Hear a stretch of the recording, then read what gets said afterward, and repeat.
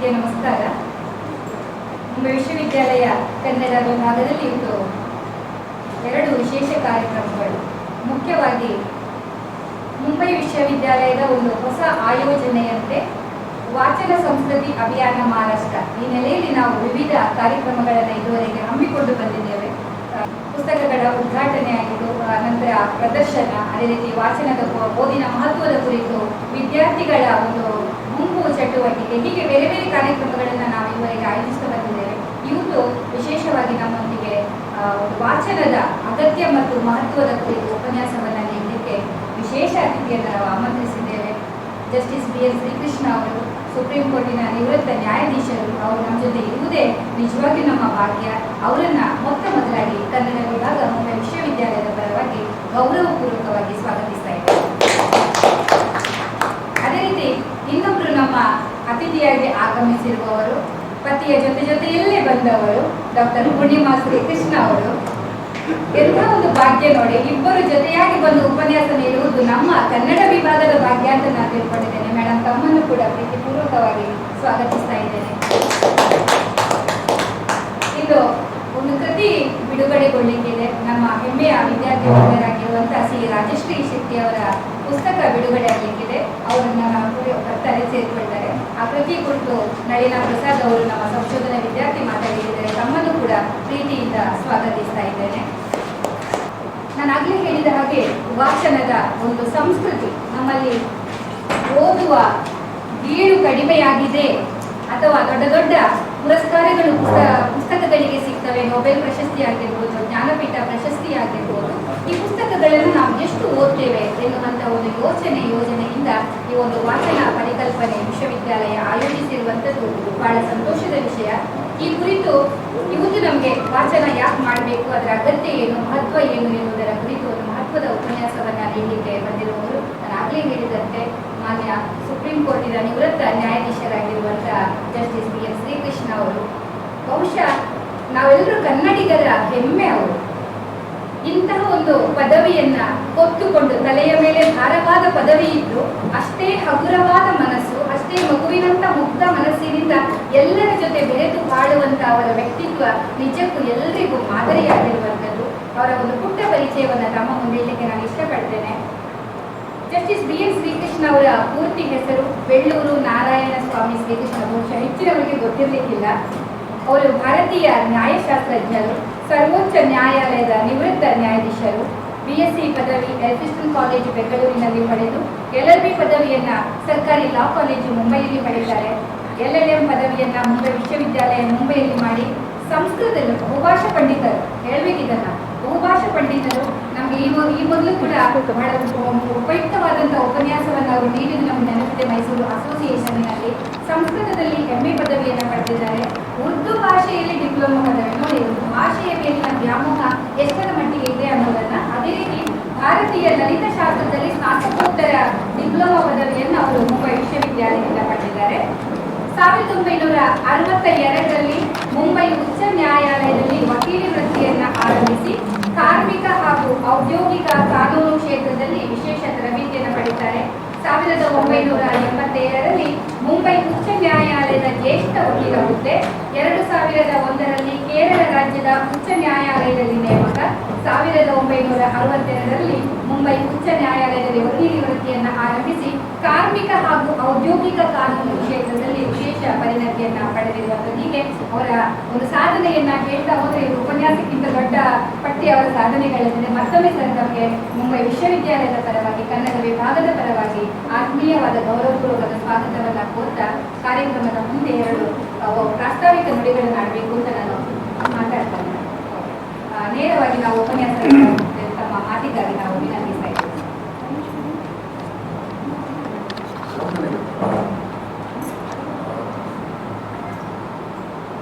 ಕಾರ್ಯಕ್ರಮಕ್ಕೆ ಸೂತ್ರಧಾರವಾಗಿರ್ತಕ್ಕಂತಹ ಗಣೇಶ್ ಉಪಾಧ್ಯಾಯ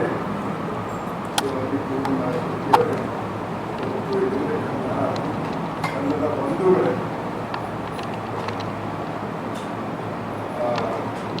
ಮಹಾರಾಷ್ಟ್ರ ಸರ್ಕಾರದಲ್ಲಿ ಅಭಿನಯಿಸಿದೆ ವಾಚನ ಸಂಸ್ಕೃತಿಯ ಅಗತ್ಯ ಮತ್ತು ಮಹತ್ವ ಅಂತ ಉಪಾಧ್ಯಾಯರು ಹೇಳಿದರು. ವಾಚನ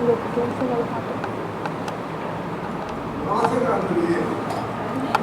ವಾಚನ ಅಂದರೆ ವಿಷಯಗಳನ್ನು ತಿಳ್ಕೊಳ್ಳಿರೋ ಅಂತ ಮಾಡ್ತಾರೆ. ಹಿಂದಿನ ಕಾಲಕ್ಕೆ ವಾಚನ ಓದು ಬರೆಯೋಕ್ಕಾಗಿ ಲಿಪಿ ಇರಲಿಲ್ಲ. ಅವರು ಬರೀ ಶ್ರುತಿ ಇರ್ತಾರೆ. ಶ್ರುತಿ ಅಂದರೆ ಗುರು ಹೇಳಿ ಮೌಖಿಕವಾಗಿ ಅವನಿಗೆ ಶಿಷ್ಯನಿಗೆ ಅದು ಉಪದೇಶ ಮಾಡ್ತಾ ಇದ್ದ. ಆ ಉಪದೇಶನ ಕೇಳ್ಕೊಂಡು ಮಾಡ್ತಾ ಇದ್ದ. ಒಬ್ಬ ಶಿಷ್ಯನಿಗೆ ಯಾವ ರೀತಿಯಲ್ಲಿ ಜ್ಞಾನ ಸಂಪಾದನೆ ಮಾಡಬೇಕು ಅದು ಬಹಳ ಪೂರ್ವಕಾಲದಿಂದಲೂ ಒಂದು ಪದ್ಧತಿ ನಡೆದುಕೊಂಡು ಬಂದಿತ್ತು. ನಂತರದ ಕಾಲದಲ್ಲಿ ಕೂಡ ಅದು ಹೇಗೆ ಬಂದಿದೆ ಅಂದರೆ, ಕೆಲವಂ ಬಲ್ಲವರಿಂದ ಕಲಿತು, ಕೆಲವಂ ಶಾಸ್ತ್ರಗಳಂ ಕೇಳುತ್ತಂ, ಕೆಲವಂ ಮಾಳ್ಪವರಿಂದ ಕಂಡು, ಕೆಲವಂ ಸುಜ್ಞಾನದಿಂದ ನೋಡುತ್ತಂ, ಕೆಲವಂ ಸಜ್ಜನ ಸಂಘದಿಂದ ಅರಿಯನ್ ಸರ್ವಜ್ಞರಪ್ಪಂದರಂ ಫಲವಂ ಪಲ್ಲ ಸಮುದ್ರವೈ ಹರಹರ ಶ್ರೀಚಂದ್ರ ಸೋಮೇಶ್ವರ ಶತಕ ಅನ್ನೋದು ಬಹಳ ಮುಖ್ಯವಾದ ಒಂದು ಶತಕ ಇದೆ ಕನ್ನಡದಲ್ಲಿ. ಅದು ಚಿಕ್ಕ ವಯಸ್ಸಿನಲ್ಲಿ ನಾವೆಲ್ಲ ಪೂರ್ತಿ 100 ಶತಕ ಬಾಯಲ್ಲಿ ಬರ್ತಾ ಇತ್ತು. ಈಗ 84ನೇ ವರ್ಷದಲ್ಲಿ ಬರ್ದಿದ್ದು ಓದಿದ್ದು ಕಷ್ಟ ಆಗಿರುವಾಗ ನನಗೆ ಮುಂದಕ್ಕೆ ಹೇಳೋದಿಲ್ಲ. ಏತಕ್ಕೆ ಇದು ಅಂದರೆ, ಅಲ್ಲಿ ಕೆಲವೊಂ ಬಲ್ಲವರಿಂದ ಕಲಿತು ಜನಗಳು ಯಾರು ಪಂಡಿತರು, ಈಗ ಉಪಾಧ್ಯಾಯರಿದ್ದಾರೆ, ಅವರ ಸಂಗತಿ ನನಗೆ ಯಾಕೆ ಬೇಕಪ್ಪ ಅಂದರೆ ಅವರಿಂದ ಅನೇಕ ವಿಷಯಗಳನ್ನ ಕಲ್ತ್ಕೊಳ್ತಾರೆ. ಅದರಿಂದ ನನಗೆ ಜ್ಞಾನ ವೃದ್ಧಿಯಾಗುತ್ತೆ. ಕೆಲವೊಂ ಶಾಸ್ತ್ರಗಳನ್ನು ಕೇಳುವುದು, ಹಿಂದಿನ ಕಾಲಕ್ಕೆ ನಾನು ಹೇಳಿದ್ದನ್ನು ಶ್ರುತಿಯಿಂದಲೇ ಆಗ್ತಾಯಿತ್ತು. ಶಾಸ್ತ್ರಾಧ್ಯಯನ ಪುಸ್ತಕದಿಂದ ಯಾವತ್ತೂ ಆಗ್ತಾ ಇರಲಿಲ್ಲ. ಈಗ ಪುಸ್ತಕದಿಂದಲೂ ಆಗುತ್ತೆ, ಬಹುಶಃ ಕಂಪ್ಯೂಟರಿಂದಲೂ ಆಗುತ್ತೆ. ಅಲ್ಲಿ ಎರಡಕ್ಕೂ ವಾಚನ ಅಂತ ಹೇಳಬೇಕಾಗುತ್ತೆ. ಕೆಲವೊಮ್ಮೆ ಮಾಳ್ಪವರಿಂದ ಕಂಡು, ಕೆಲವರು ಏನೋ ಒಂದು ಮಾಡ್ತಾರೆ, ಕನ್ವೆನ್ಷನ್ ಅಂತ ನಾವು ಇಂಗ್ಲೀಷ್ ಹೇಳ್ತೀವಿ. ಅವರು ಯಾವ ರೀತಿಯಲ್ಲಿ ಇರಬೇಕಪ್ಪ ಜೀವನದಲ್ಲಿ, ನಾವು ಯಾವ ರೀತಿಯಲ್ಲಿ ಗುರುಗಳನ್ನು ಯಾವ ರೀತಿಯಲ್ಲಿ ಮಾತಾಡಬೇಕು, ಶಿಷ್ಯಗಳನ್ನು ಯಾವ ರೀತಿಯಲ್ಲಿ ಮಾತಾಡಬೇಕು, ಸ್ನೇಹಿತರಲ್ಲಿ ಯಾವ ರೀತಿಯಲ್ಲಿ ವರ್ತನೆ ಮಾಡಬೇಕು, ಅದನ್ನು ಹೇಗೆ ನೋಡ್ತೀವಿ. ಯಾರು ಮಾಡ್ತಾರೆ ಅವರು ದೊಡ್ಡವರು, ಅವರನ್ನು ಅನುಕರಿಸಿ ನಾವು ಕಲ್ತ್ತೀವಿ. ಕೆಲವೊಂದು ಸುಜ್ಞಾನದಿಂದ ನೋಡುತ್ತೋ, ಕೆಲವು ವಿಷಯಗಳಲ್ಲಿ ನಮಗೆ ನಾವೇ ಕೂತ್ಕೊಂಡು ಧ್ಯಾನ ಮಾಡಬೇಕು, ಚಿಂತನೆ ಮಾಡಬೇಕಾಗ್ತದೆ. ಹೌದಪ್ಪ, ಈ ವಿಷಯ ಹಾಗಾದರೆ ಏನು, ಈ ವಿಷಯದಲ್ಲಿ ನಾವು ಏನು ಮಾಡಬೇಕು, ನಮಗೆ ಯಾವ ಹೊರಗಡೆಯಿಂದಲೂ ನಮಗೆ ಜ್ಞಾನ ಸಿಗುವುದಕ್ಕೆ ಸಾಧ್ಯವಿಲ್ಲ. ಆದ್ದರಿಂದ ಆತ್ಮಚಿಂತನೆಯಿಂದ ಮಾಡಬೇಕು. ಕೆಲವೊಂದು ಸಜ್ಜನ ಸಂಘದಿಂದ ನಡೆಯಲು, ಕೆಲವೊಂದು ಸಜ್ಜನ ಸಂಘದಿದ್ದರೆ ಸಜ್ಜನರು ಆಗಿರ್ತಾರೆ. ಸಯತ್ ಪ್ರಮಾಣಂ ಕುರುತೆ ಲೋಕಸ್ತದನು ವರ್ತತೆ ಅಂತ ಭಗವಂತರಲ್ಲಿ ಗೀತೆಯಲ್ಲಿ ಹೇಳ್ತಾರೆ.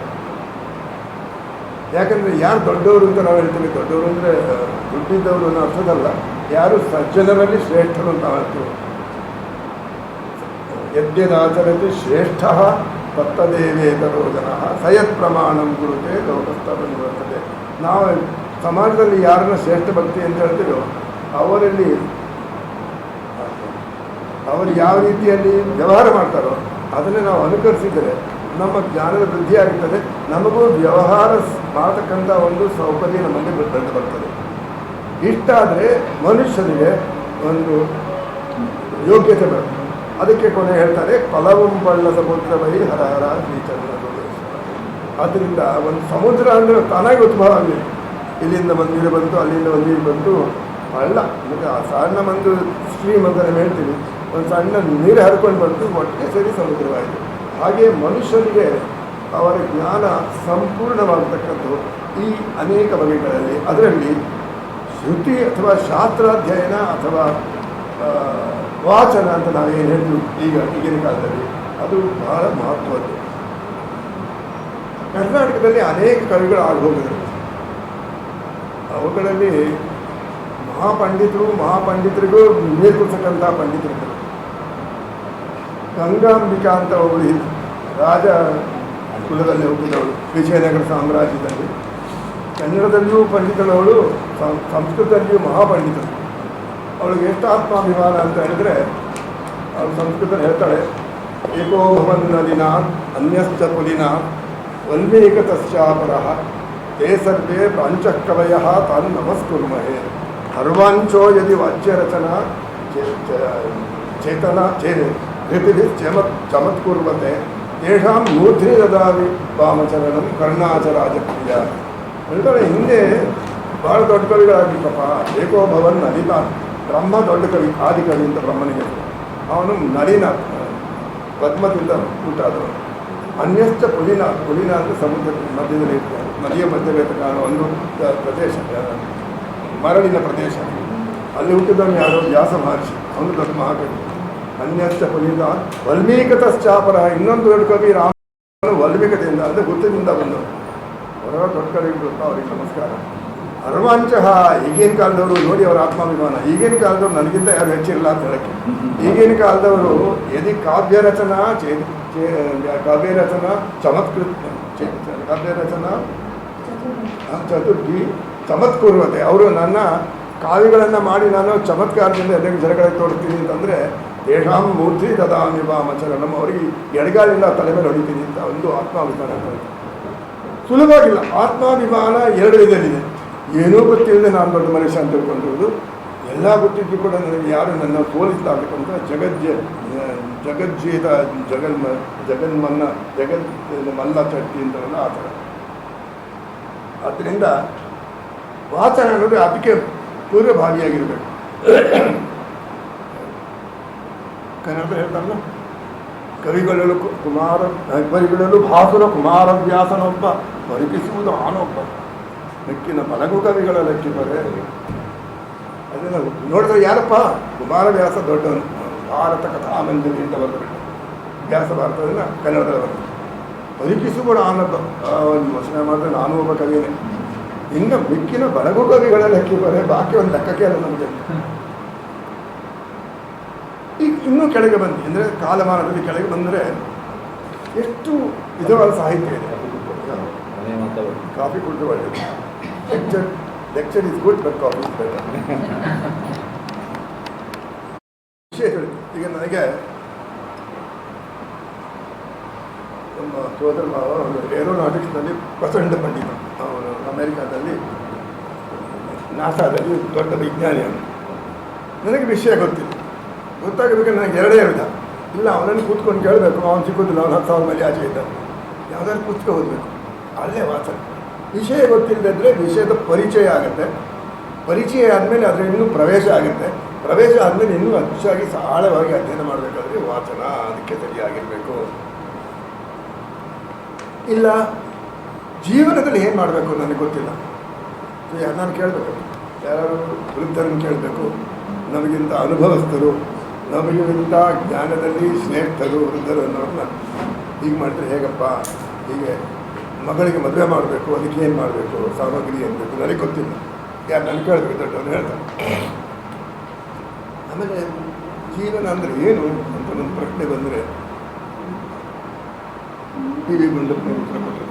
ಬದುಕು ಚಟಕ ಬಂಡಿ ವಿಧೇಯತರ ಸಾಹೇಬ, ಮದುವೆಗೋ ಮಸಣಕೋ ಹೋಗಿಂದ ಕಡೆಗೋಡು ನಪಸಿಗೆ ನೆದವೆಗಳಿಗೂ ಮಂಕುತಿಮ್ಮ. ಆ ಮಂಕುತಿಮ್ಮನ ಸಾಹಿತ್ಯ ಏನಿದೆ ಬ್ರಿಲಿಯಂಟ್, ಅದು ಬಹಳ ಉತ್ತಮವಾದ. ನೋಡಿ ಹೇಗೆ ಬದುಕಿನ ವಿಶ್ಲೇಷಣೆ ಹೇಗೆ ಮಾಡ್ತಾರೆ. ಬದುಕು ಜಟಕಾ ಬಂಡಿ ಅಂದರೆ ನಮ್ಮ ಇಲ್ಲಿ ನಮಗೆ ಸಿಗಲ್ಲ. ಬೆಂಗಳೂರಿನ ಜಟಕಾ ಬಂಡಿ ರೈಲ್ವೆ ಸ್ಟೇಷನ್ದ ಮನೆಗೆ ಹೋಗೋ ಅಭ್ಯಾಸ ಇದೆ ನನಗೆ.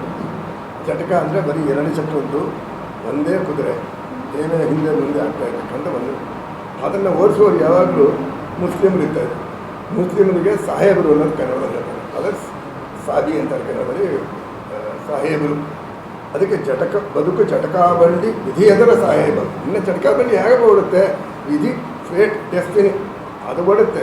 ಎಲ್ಲಿಗೆ ಹೋಗುತ್ತೆ ನಿಮ್ಗೆ ಗೊತ್ತಿಲ್ಲ. ಯಾಕಂದರೆ ಪ್ರಯಾಣಿಕ ಬಂದು ಕೂತ್ಕೊಂಡು ನನಗೆ ಮೆಜೆಸ್ಟಿಕ್ ಸರ್ಕಲಲ್ಲಿ ಬಿಡು ಅಂದರೆ ಮೆಜೆಸ್ಟಿಕ್ ಸರ್ಕಲ್ ಹೋಗಬೇಕು, ಇಲ್ಲ ಬಸವನಗುಡಿಗೆ ಹೋಗಬೇಕು ಅಂದರೆ ಬಸವನಗುಡಿಗೆ ಹೋಗಬೇಕು. ನಾನು ಬೆಂಗಳೂರನ್ನ ಯಾಕೆ ಹೇಳ್ತೇನೆ ಅಂದರೆ ಇಲ್ಲಿ ಬೊಂಬೈಲಿ ಇಲ್ಲ ಅದು ಕೂತ್ಕೊಳ್ತೇನೆ. ಇಲ್ಲ ಇಲ್ಲಿದ್ದರೆ ಇಳಿದು ಹೇಳ್ತಾರೆ, ಕಲಿನಾಗ ಹೋಗಬೇಕು, ಇಲ್ಲದ್ರೆ ಮಠಕ್ಕೆ ಹೋಗಬೇಕು. ಆ ಬದುಕು ಜಟಕಾ ಬಂಡಿ ವಿಧಿಯದರ ಸಾಹೇಬ. ಏನಪ್ಪ ಅವ್ನು ಮಾಡ್ತಾನೆ, ಪ್ರಯಾಣಕ್ಕೆ ಬಂದಕ್ಕಂಥ ಪ್ರಯಾಣಿಕ ಎಲ್ಲಿಗೆ ಹೋಗುವಂತಾನೆ ಅಲ್ಲಿಗೆ ಹೋಗ್ಬೇಕು. ಸಾಹೇಬನ ಕೆಲಸ ಗಾಡಿ ಕೊಡಬೇಕು. ಹೋಗಿಂದ ಕಡೆಗೆ ಹೋಗೋದು, ಅವನು ಎಲ್ಲಿಗೆ ಅಂತ ಹೇಳ್ತಾನೆ ಅಲ್ಲಿಗೆ ಹೋಗಬೇಕು. ಅದು ವೆರಿ ಆಪೋಸಿಟ್. ಮದುವೆಗೋ ಯಾವುದೋ ಶುಭ ಕಾರ್ಯಕ್ಕೆ, ಮಸಣಕ್ಕೋ ಬೇರೆ ಯಾರದ್ದು ಪ್ರೇತ ಕಾರ್ಯಕ್ಕೆ ಹೋಗಬೇಕು. ಅದರಿಂದ ನೀನು ಮಾಡಿದ ಕೆಲಸ ನೀನು ಮಾಡು. ಜಟಕಾ ಬಂಡಿ ಓಡ್ತಾನೆ ಇರುತ್ತೆ. ಒಂದು ಕಡೆ ಇತ್ಲಾಗೆ ಮದುವೆಗೆ ಹೋಗ್ಬೋದು, ಒಂದು ಕಡೆ ಮಸಣಕ್ಕೆ ಹೋಗ್ಬೋದು. ಅದಕ್ಕೂ ಸಿಹಿ ಒಂದು ವೇಳೆ ಅದು ಬಿಟ್ಟೋಗ್ಬಿಟ್ಟು ಮಿದ್ದೋದ್ರೆ ಬದುಕುಸಿಗೆ ನೆಲವಿರುವುದು ಇಲ್ಲದ್ರೆ ಇನ್ನೇನು ನೆಲ ಇದೆ, ಏನು ಹೆದರ್ಕೋಬೇಡ ಮಂಕುತಿ. ಇದು ಸಣ್ಣ ಶ್ಲೋಕ, ಸಣ್ಣ ಪದ್ಯಗಳಲ್ಲಿ ಅಪಾರವಾದ ಜ್ಞಾನವನ್ನು ನಮಗೆ ಕೊಡ್ತಕ್ಕಂಥ ಪ್ರಯತ್ನವನ್ನು ಮಾಡಿದ್ದಾರೆ ಡಿ ವಿ ಗುಂಡಪ್ಪನವರು. ಅದಕ್ಕೆ ಅವರಿಗೆ ಮಹಾಜ್ಞಾನಿಗಳು, ತತ್ವಜ್ಞಾನಿಗಳು ಅಂತಲೇ ಹೆಸರು ಅವರು. ಇನ್ನು ಯಾಕಪ್ಪ ಇದೆಲ್ಲ ಮಾಡಬೇಕು? ಮಕ್ಕಳಿಗೆ ತಂದೆ ಬಾಲ್ಯದೊಳ ಅಕ್ಕರ ವಿದ್ಯೆಗಳಲ್ಲಿ ಕೊಡುತ್ತಾರೆ ಕೊಂದಂ ನಕ್ಕಧನವಿದಲು ಕೆಡುಗು ಚಿಕ್ಕಂದಿನ ವಿದ್ಯೆ ಪಡೆದು ಕೂಡ ರತ್ನ. ಇದು ನನಗೆ ಚಿಕ್ಕ ವಯಸ್ಸಿನಲ್ಲಿ ಹೇಳ್ಕೊತಾ ಇದ್ರು, ನನ್ನ ತಂದೆ ಹೇಳ್ಕೊತಾ ಇದ್ರು. ಯಾಕಪ್ಪ ಮಕ್ಕಳಿಗೆ ಈಗಿನ ಕಾಲದಲ್ಲಿ ನಮ್ಮ ಅಪ್ಪ ಬಿಸ್ನೆಸ್ ಮ್ಯಾನ್ ಆಗಿದ್ದರೆ ನನಗೆ 1 ಕೋಟಿ ರೂಪಾಯಿ ಬಿಟ್ಟು ಹೋಗ್ತಾ ಇದ್ದಾನೆ. ಅದು ನಾವು ನೋಡ್ತೀವಿ ಆ 1 ಕೋಟಿ ರೂಪಾಯಿ ಏನೇ ಅಷ್ಟು ಬೆಲೆವಾರಿ ಆಗುತ್ತೆ ಕೊನೆಗೆ ಅಂತ. ಅದರಿಂದ ಏನು ಹೇಳ್ಕೊಡ್ಬೇಕು? ಬಾಲ್ಯದೊಳು ಅಕ್ಕರ ವಿದ್ಯೆಗಳ ಅರಿಬಂದಿದ್ದೆ. ಅಕ್ಕರ ವಿದ್ಯೆ ಅಂದರೆ ಅಕ್ಷರ ವಿದ್ಯೆ. ಅಕ್ಷರ ವಿದ್ಯೆ ಓದು ವಾಚನ ಇದೆಲ್ಲ ಒಂದೇ. ಇಲ್ಲದೇ ಇದ್ರೇನು ಕೊಂದಂ ಅವನನ್ನು ಸಾಯಿಸಿದಾಗೆ ಲೆಕ್ಕ. ಯಾಕೆ? ಲೆಕ್ಕಧರ ಮೇಲೂ ಕೆಡುಗು. ಅವನು 1 ಲಕ್ಷ ಬಿಟ್ಟು ಹಿಂದಿನ ಕಾಲಕ್ಕೆ ಲಕ್ಷ ದೊಡ್ಡ ಮಾತಾಗಿತ್ತು. ಈಗೇನು ಲಕ್ಷಕ್ಕೆ ಲೆಕ್ಕವೇ ಇಲ್ಲ. 1 ಕೋಟಿ ಇಲ್ಲಿಟ್ಕೊಳ್ಳಿ, 1 ಕೋಟಿ 10 ಕೋಟಿ ಇಲ್ಲಿಟ್ಟು 10 ಕೋಟಿ ಆಸ್ತಿ ಇದ್ದರೂ ಕೂಡ ಅದನ್ನು ಯಾವ ರೀತಿಯಲ್ಲಿ ಅದರ ಖರ್ಚು ಮಾಡಬೇಕು, ಯಾವ ರೀತಿ ಅದನ್ನು ಸತ್ಸಂಗತಿಯಲ್ಲಿ ಕಳಿಬೇಕು, ದುಸ್ಸಂಗತಿಯಲ್ಲಿ ಕಳಿಬೇಕು, ಆ ಪರಿಜ್ಞಾನ ನನಗಿಲ್ಲದೆ ಇದ್ದರೆ ಲೆಕ್ಕದಲ್ಲಿಯೂ ಕೆಳಗು ಮನೆ ಕೆಟ್ಟು ಹೋಗುತ್ತೆ. 6 ತಿಂಗಳಲ್ಲಿ ಎಲ್ಲ ಎದ್ದು ಹೋಗುತ್ತೆ. ಆದ್ದರಿಂದ ಚಿಕ್ಕಂದಿನ ವಿದ್ಯೆ ಪಡೆದು ಚಿಕ್ಕಂದಿನಲ್ಲಿ ಏನು ವಿದ್ಯೆ ಹೇಳ್ಬಿಟ್ಟಿದ್ದಾನೆ ಅದಕ್ಕೊಂದೇ ತನಕ ಅವನು ಕಾಪಾಡಬೇಕು. ಇದು ವಾಚನದಿಂದಲೇ ಬರ್ತಕ್ಕದ್ದು. ಇನ್ನೂ ಸ್ವಲ್ಪ ಮೇಲಕ್ಕೆ ಹೋದರೆ ಪ್ರಪಂಚದಲ್ಲಿ ಹೇಗಿರಬೇಕು ಅನ್ನೋದು ನಮಗೆ ಬಹಳ ಹಿಂದೆಯೇ ಹೇಳ್ಬಿಟ್ಟಿದ್ರು. ಈಶಾವಾಸ್ಯ ಉಪನಿಷತ್ತು. ಈಶಾವಾಸ್ಯಮಿದಂ ಸರ್ವಂ ಯತ್ಕಿಂಚ ಜಗತ್ಯಾಂ ಜಗತ್ ತೇನ ತ್ಯಕ್ತೇನ ಭುಂಜೀತಾಃ ಮಾಗಧ ಕಸ್ಯ ಸಿದ್ಧ. ಯಾವ ಪ್ರಪಂಚದಲ್ಲಿ ಎಲ್ಲಿ ಹೋದರೂ ಕೂಡ ನಮಗೆ ಮಾಗಧ ಕಸ್ಯ ಸಿದ್ಧ. ಬೈಬಲ್ ತೆಗೆದು ನೋಡಿ, ಇನ್ಯಾವುದಾದ್ರು ಬೇರೆ ಕುರಾನ್ನಲ್ಲೂ ಇದೆ, ಇನ್ಯಾವುದ ಬೇರೆ ಬೇರೆ ಗ್ರಂಥಗಳಿದೆ, ಧಾರ್ಮಿಕ ಗ್ರಂಥಗಳು. ಅದರಲ್ಲಿ ಹೇಳೋದಿಷ್ಟೇ, ಮಾಗಧ ಕಸ್ಯ ಸಿದ್ಧ. ಆದರೆ ಯಾವಾಗುತ್ತೆ ಆ ಬುದ್ಧಿ? ಈಶಾವಾಸ್ಯಮಿದಂ ಸರ್ವಂ. ಈಶಾ ಅಂದರೆ ಭಗವಂತ ಅಂತ ಇಟ್ಕೊಳ್ಳಿ, ಬೇರೆ ರಾಮ ಅಂತ ಇಟ್ಕೊಳ್ಳಿ, ಮೊಹಮ್ಮದ್ ಅಂತ ಇಟ್ಕೊಳ್ಳಿ, ಏನೋ ಒಂದು ಹೆಸರು ಹಾಕೊಳ್ಳಿ ಪರವಾಗಿಲ್ಲ. ಭಗವಂತ ಅಂದರೆ ಒಂದು ಅಪಾರವಾದ ಶಕ್ತಿ. ಈಶಾವಾಸ್ಯಂ ಅದು ಎಲ್ಲವನ್ನೂ ವ್ಯಾಪಿಸಿಕೊಂಡಿದೆ, ಒಳಗೂ ಹೊರಗು. ಜೀವಂತ ವ್ಯಕ್ತಿಗಳನ್ನು, ನಿರ್ಜೀವ ವ್ಯಕ್ತಿಗಳನ್ನು, ಪ್ರಾಣಿಗಳನ್ನು, ಪಶುಗಳನ್ನು, ಪಕ್ಷಿಗಳನ್ನು. ಯತ್ಕಿಂಚ ಜಗತ್ಯಾಂ ಜಗತ್ತು, ಯಾವುದೇ ಆಗಲಿ ಜಗತ್ತು ಅದರಲ್ಲಿ ಅದಿರ್ತಕ್ಕಂಥ ಆ ಶಕ್ತಿ ಇದೆ. ಇಲ್ಲ ಆ ಶಕ್ತಿ ಯಾವಾಗ ನಿಂತೋಗುತ್ತೋ ಹಾಗೆ ಎಲೆಕ್ಟ್ರಿಸಿಟಿ ನಾವು ಸ್ವಿಚ್ ಹಾಕಿದ ತಕ್ಷಣ ನಿಂತೋಗುತ್ತೆ, ಬಂಕ ಹಾಗೆ ನಿಂತೋಗುತ್ತೆ. ಆದರೆ ತೇನ ತ್ಯಕ್ತೇನ ಭುಂಜೀತ. ಇದು ಅದೇನು ಅಂದರೆ ಮೊದಲನೇ ಮಂತ್ರದಲ್ಲಿ ಈಶಾವಾಸ್ಯದಲ್ಲಿ ಉಪದೇಶ ಮಾಡೋದು ಯಾರಿಗೆ ಮೋಕ್ಷವೇ ಪ್ರಧಾನ ಪುರುಷಾರ್ಥ ಅಂದರೆ ಅವರಿಗೆ. ಯಾರಿಗೆ ಮೋಕ್ಷವೇ ಪ್ರಧಾನ? ಅದಕ್ಕೆ ಯೋಗ್ಯತೆ ಯಾರು? ಸರ್ವಸಂಗ ಪರಿತ್ಯಾಗ ಮಾಡತಕ್ಕಂಥ ಸನ್ಯಾಸಿಗಳು. ಅವ್ರಿಗೆ ಬೇರೆ ಇರಬೇಕಿಲ್ಲ, ಅವರಿಗೆ ಮಾತ್ರ ಇರ್ತದೆ. ಅದರಿಂದ ಏನು ಹೇಳಿದ್ರು? ಈಶಾವಾಸ್ಯವಿದಂ ಸರ್ವಂ ಯತ್ಕಿಂಚ ಜಗತ್ಯಾಂ ಜಗತ್ ತೇನ ತ್ಯಕ್ತೇನ ಭುಂಜೀತ. ಅದನ್ನು ಕಡೆ ಒದ್ದು ಬಿಡು. ಯದಹರ್ ವಿರಜೇತ ತದಹರ್ ಪರಿಪರ್ಜೇತ. ಯಾವತ್ತಿನಿಗೆ ವಿರಾಗ ಬರುತ್ತೋ ಅವತ್ತ ಮನೆ ಬಿಟ್ಟು ಹೋಗುವಂಥದ್ದು ಅಂಥವ್ರಿಗೆ ಮಾತ್ರ ಹೇಳಿದ್ದು ತೇನ ತ್ಯಕ್ತೇನ ಭುಂಜೀತ. ಆದರೆ ಒಂದಲ್ಲಿ ಏನಂತದಕ್ಕೆ ಕೊನೆಯಲ್ಲಿ ಒಂದು ಕೊಳ್ಳಿ ಮಾಗಧ ಕಸ್ಯ ಸಿದ್ಧ. ನಮ್ಗೆ ಯಾರಿಗೂ ಇನ್ನೊಬ್ಬರು ದೊಡ್ಡ ಆಸೆ ಪಡ್ತಾರಪ್ಪ. ಗೃಧ್ರ ಶಬ್ದ ಇಂಟ್ರೆಸ್ಟಿಂಗ್. ಗೃಧ್ರ ಅಂದರೆ ಅದು ಅಂತೀವಿ ನಾವು ಕನ್ನಡದಲ್ಲಿ, ಸಂಸ್ಕೃತದಲ್ಲಿ ಗೃಧ್ರ ಅಂತ.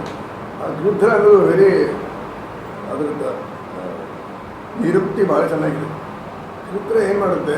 ಎಲ್ಲೋ ಆಚೆ ಹಾಕ್ತಾ ಇರುತ್ತೆ, ಕಣ್ಣದು ಭಾಳ ಚುರುಕು ನೋಡ್ತಾ ಇರ್ತದೆ. ಅಂದರೆ ಎಲ್ಲೋ ಒಂದು ಕಡೆ ಎಲ್ಲೋ ಒಂದು ಸತ್ತು ಬಿದ್ದಿದ್ದು ನೋಡ್ತೇವೆ, ಸಡಕ್ಕನ್ನು ಹಾರಿ ಕಿತ್ಕೊಂಡು ಹೊರಡೋದು. ಆ ರೀತಿ ಮಾಡೋದಕ್ಕೆ ಗೃಧ್ರದ. ಅದಕ್ಕೆ ಮಾಗಧ ಕಸ್ಯ ಸಿದ್ಧ. ಯಾರೋ ದುಡ್ಡಿದ್ದು ತಗೊಂಡ ಯಾಕೆ ತೊಗೊಳ್ಬೇಡ, ಮಾಡು, ಎಲ್ಲ ಬಿಟ್ಟು ಹೋಗಿ ಮುಂದೆ. ಅದಪ್ಪ ಏನು ಬರೀ ಸನ್ಯಾಸಿಗಳ ವಿಷಯ ಹೇಳ್ತಾರೆ, ಬರೀ ಕನ್ನಡ ಡಿಪಾರ್ಟ್ಮೆಂಟ್ ಇದೆ, ಬೇರೆ ಕೆಲಸಗಳು ಬರೀ ಸನ್ಯಾಸಿ ವಿಷಯ ಹೇಳ್ತೀರಾ ಅಂದರೆ ಇಲ್ಲ. ಅದಕ್ಕೆ ಮುಂದಿನ ಮಂತ್ರ ಇನ್ನೂ ಚೆನ್ನಾಗಿದೆ. ನಿನ್ನೆ ಮುಂದಿನ ಚಕ್ರ ಹೇಳಿದ್ರು,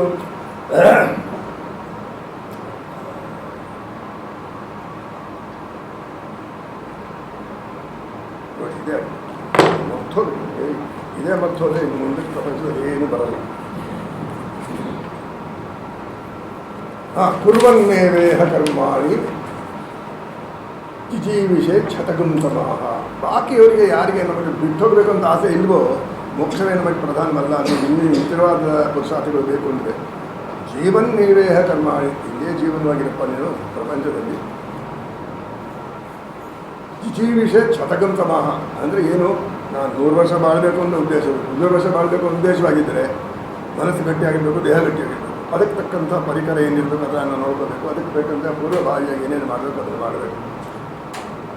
ಆಮೇಲೆ ಏವಂ ತ್ವಯಿ ನಾಣ್ಯಥೋ ಅಸ್ತಿ ನ ಕರ್ಮ ಲಿಪ್ಯತೆ, ಈಗ ಮಾಡಿದ್ದಾದರೆ ನಿನಗೆ ನ ಕರ್ಮ ಲಿಪ್ಯತೆ ಏನದೆ, ಯಾವುದು ಒಂದು ನೀನು ಮಾಡಿದ ನಿನ್ನ ತಲೆ ಬರುತ್ತೆ ನೋಡ್ಕೋಬೇಡಪ್ಪ.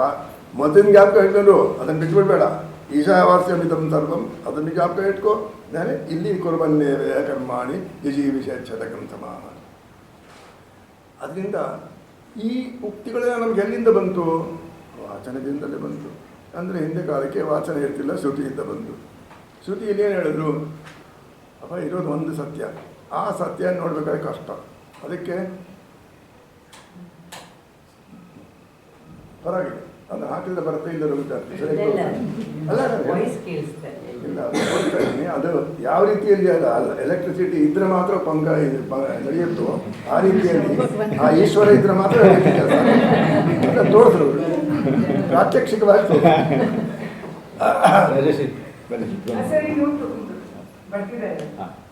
ಆಮೇಲೆ ಹೌದಪ್ಪ ಹೀಗಿದ್ರೆ ಏನಾಗುತ್ತೆ? ಪ್ರಪಂಚದಲ್ಲಿ ಇರತಕ್ಕಂಥವನು ಒಂದೇ ಒಂದು ಸತ್ಯ, ಅದೇ ಎಲ್ಲವನ್ನು ವ್ಯಾಪಿಸಿಕೊಂಡಿದೆ ಅಂತಂದರೆ ಎಷ್ಟು ಸರ್ವಾಣಿ ಭೂತಾನಿ ಆತ್ಮನ್ಯವ ಅನುಪಶ್ಯತಿ ಸರ್ವಭೂತೇಷು ಆತ್ಮಾನಂ ತಥೋನ ವಿಜುಗುಪ್ಸತೆ. ಎಲ್ಲರಲ್ಲಿಯೂ ನಾನೇ ಇದ್ದೇನೆ ಅಂತ ಒಂದು ಭಾವನೆ ಬಂದುಬಿಟ್ರೆ ನಾವು ವಿಜುಗುಪ್ಸದೆ, ಇವನಿಗೆ ಅಸಹ್ಯ ಆಗೋದಿಲ್ಲ, ದ್ವೇಷ ಆಗೋದಿಲ್ಲ, ಏನು ಅವ್ರಿಗೆ ವೈಲೆನ್ಸ್ ಅಂತ ನೀವು ಹೇಳ್ತೀವಿ. ಅದಕ್ಕೆ ಕಾರಣವೇ ಇಲ್ಲ. ಯಾಕೆ? ನನ್ನ ಕೈ ಇದು ನಂದು ಅಂತ ಗೊತ್ತು. ನನ್ನ ಕೈಗೆ ಯಾವತ್ತು ಚುಚ್ತೀನಿ, ಇಲ್ಲ ಕತ್ತರಿಯಿಂದ ಕತ್ತರಿಸ್ತೇನೆ, ಅರೆ ಇದು ನಂದು, ನಾನು ಯಾಕೆ ಮಾಡ್ತೀನಿ ಅಂತ ಕೈ ಹಿಂದೆ ಕಾಪ. ಹಾಗೆ ಪಕ್ಕದವರಿಗೆ ನನ್ನ ಅಭಿಪ್ರಾಯ ಬಂದರೆ ಅವರ ವಿಷಯದಲ್ಲಿ ನಮಗೆ ಕೆಟ್ಟದ್ದು ಮಾಡಬೇಕು ಅನ್ನೋ ಅಭಿಪ್ರಾಯವೇ ಬರೋದಿಲ್ಲ. ಮಹಾಭಾರತದಲ್ಲಿ ಹೇಳ್ತಾರಲ್ಲ, ಕೊನೆಯಲ್ಲಿ ಶಾಂತಿ ಪರ್ವದ ಕೊನೆಯಲ್ಲಿ ಹೇಳ್ತಾರೆ, ಶ್ರೂಯತಾಂ ಧರ್ಮ ಸರ್ವಸ್ವಂ ಶುತ್ವಾ ಚೈವಾವಧಾರ್ಯತಾಂ ಆತ್ಮನ ಪ್ರತಿಕೂಲಾನಿ ಪರೇಶಾಂ ನ ಸಮಾಚರೇತ್. ಅಪ್ಪ ಕೇಳ್ರಪ್ಪ, ಧರ್ಮ ಸರ್ವಸ್ವ ಇದು ಬಹಳ ಸೂಕ್ಷ್ಮವಾದ ಧರ್ಮ ನಿಮ್ಗೆ ಹೇಳ್ತಾ ಇದ್ದೀನಿ ನಾನು. ಶುತ್ವಾ ಚೈವಾವಧಾರ್ಯತಂ ಕೇಳಿಬಿಟ್ಟು ಮನೆಗೊಟ್ಟಿಬಿಟ್ಟು ಮರ್ತೋಗ್ಬಿಟ್ರಿ. ಅವಧಾರ್ಯತಂ ಅದನ್ನು ತಲೆಯಲ್ಲಿ ಜ್ಞಾಪಕ ಹಾಕೊಂಡಿದ್ವಿ. ಏನಪ್ಪ ಸೂಕ್ಷ್ಮ ಅಂತಂದರೆ ಆತ್ಮನ ಪ್ರತಿಕೂಲಾನಿ, ನಿಮಗೆ ಯಾವುದು ಕೆಟ್ಟದು ಅಂತ ಅನ್ಸತ್ತೆಯೋ ಪರೇಶಾಂನ ಸಮಾಚಾರ ಇದು, ಇನ್ನೊಬ್ಬರಿಗೆ ಅದನ್ನು ಮಾಡ್ಬೋದು. ನನ್ನ ದುಡ್ಡನ್ನು ಜೋಬಿಯಿಂದ ಕಿತ್ಕೊಂಡ್ರೆ ಕೆಟ್ಟದ್ದು ನಂಗೆ ಅನ್ಸುತ್ತೆ, ಅದನ್ನು ನನ್ನ ಜೋಬಿಯಿಂದ ಯಾರೋ ತೊಗೊಂಡ್ರೆ ನನಗೆ ಕೆಟ್ಟದ್ದು, ನಾನು ಇನ್ನೊಬ್ಬರ ಜೋಬಿಂದ ತೊಗೊಂಡ್ರೆ ಒಳ್ಳೆದಾಗುತ್ತಾ? ಇಲ್ಲ. ಅದೇ ಆತ್ಮನ ಪ್ರತಿಕೂಲಾನಿ ಪರೇಶಾಂನ ಸಮಾಚಾರ. ಇದನ್ನು ಯಾವಾಗ ಜ್ಞಾಪಕ ಇಟ್ಕೊಂತ ಮಹಾಭಾರತದಲ್ಲಿ ಹೇಳಿದ್ರು. ಅದು ಎಲ್ಲಿಂದ ಬಂತು? ಮಹಾಭಾರತ ಓದಿದರೆ ಬಂತಲ್ಲ, ಇಲ್ಲದೇ ಬರುತ್ತೆ. ಇಲ್ಲ ಓದಬೇಕು, ಇಲ್ಲ ಗುರುಗಳ ಹತ್ರ ಕೂತ್ಕೊಂಡು ಕೇಳಬೇಕು, ಎರಡೂ ಒಂದೇ ಅರ್ಥ. ಆಮೇಲೆ ಇದು ನೀವು ನೋಡಿರಲ್ಲ, ಅಲ್ಲಿ ನನಗೆ ಚಿಕ್ಕ ವಯಸ್ಸಿನಲ್ಲಿ ನಾನು ಸುಮಾರು ಹೈಸ್ಕೂಲ್ ಪಾಸ್ ಆದಮೇಲೆ ಯೂನಿವರ್ಸಿಟಿಗೆ ಹೋಗ್ತಾ ಇದ್ದೆ. ಯೂನಿವರ್ಸಿಟಿಗೆ ಸೇರಿಕೊಂಡಾಗ ಅಲ್ಲಿ ಎಲ್ಲೋ ಒಂದು ಪ್ಲೇಕ್ ಹಾಕಿದ್ರು, ಒಂದು ಬೋರ್ಡ್ ಹಾಕಿತ್ತು. ಆ ಫಲಕದ ಮೇಲೆ ಏನಿತ್ತು ಅಂದರೆ ಸಾ ವಿದ್ಯಾ ಯಾ ವಿಮುಕ್ತಯೇ ಅಂತ ಇತ್ತು. ಅದೇ ಈಚೆಗೆ ಅದಿಲ್ಲ, ಯಾಕಂದರೆ ಅವ್ರಿಗೆ ಯಾರಿಗೂ ಇಷ್ಟ ಇಲ್ಲ, ಅದು ತೆಗೆದಾಕ್ಬಿಟ್ಟು ಅದನ್ನು ಪೇಂಟ್ ಗೀಟ್ ಮಾಡಬಹುದಿಲ್ಲ, ತೆಗೆದು ಆಚೆಗೆ. ನಾನು ಇನ್ನೊಂದು ಹೇಳ್ತೀನಿ, ನಾನು ಸುಪ್ರೀಂ ಕೋರ್ಟ್ನಲ್ಲಿ ಇರುವಾಗ ಯಥೋ ಧರ್ಮಸ್ತಥೋ ಜಯ ಅಂತ ಒಂದು ಫಲಕ ಇತ್ತು. ಆ ಫಲಕ ಎಲ್ಲಿತ್ತಪ್ಪ? ನಾನು ಹಿಂದೆ ಇತ್ತು, ಅಂದರೆ ನನಗೂ ಕಾಣಿಸ್ತಾ ಇಲ್ಲ, ಮುಂದಿನಗೂ ಕಾಣಿಸ್ತಿಲ್ಲ. ಅದನ್ನು ಓದ್ತಿದ್ದ ಒಂದು ದಿನ ನನ್ನ ಅಟೆಂಡರ್ ಯಾರು ಖುಷಿ ಹೇಳ್ತಾ ಇದ್ದೋ ಅವ್ರು ನೋಡ್ತಾ ಇದ್ದೆ. ನಾನು ಕೇಳಿದೆ ನಮ್ಮ ಚೀಫ್ ಜಸ್ಟಿಸನ್ನು, ಸ್ವಾಮಿ ಇದನ್ನು ನಮ್ಮ ಮುಂದೆನೇ ಇಡಿ, ಅದಕ್ಕೆ ಎರಡು ಕಡೆಯಲ್ಲೂ ಬರೀರಿ, ವಕೀಲರು ನೋಡ್ತಾರೆ, ಕಕ್ಷಿಗಾರರು ನೋಡ್ತಾರೆ, ನಾವು ನೋಡ್ತೀವಿ, ಯಥೋ ಧರ್ಮ ತಪ್ಪು ಇಲ್ಲ, ಹಾಗೆಲ್ಲ ಮಾಡೋಕ್ಕಾಗಲ್ಲ, ರೂಲ್ಸ್ ಇಲ್ಲ ಅದಕ್ಕೆ ಅಂದ್ಬಿಟ್ಟು.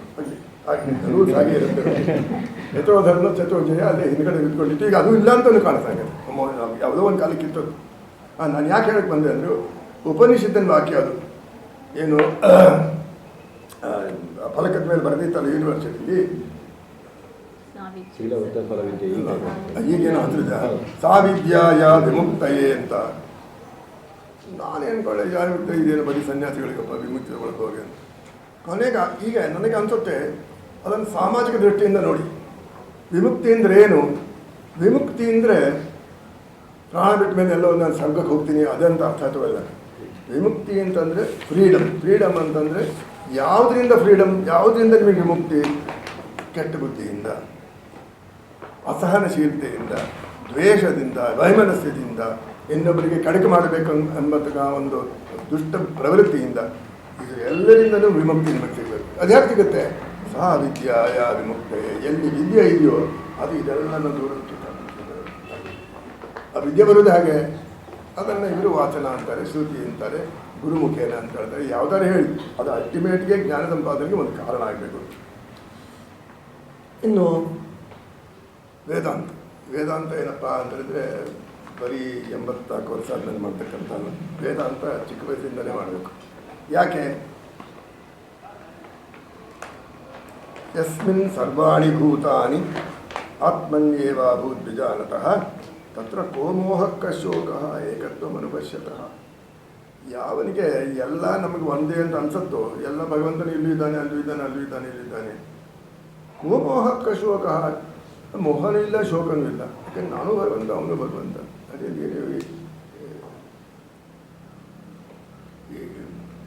ಮ್ಯಾಥಮೆಟಿಕ್ಸಲ್ಲಿ ಹೇಳ್ಬೇಕಾದ್ರೆ A is greater than B ಅಂತಂದರೆ okay, A is greater than B.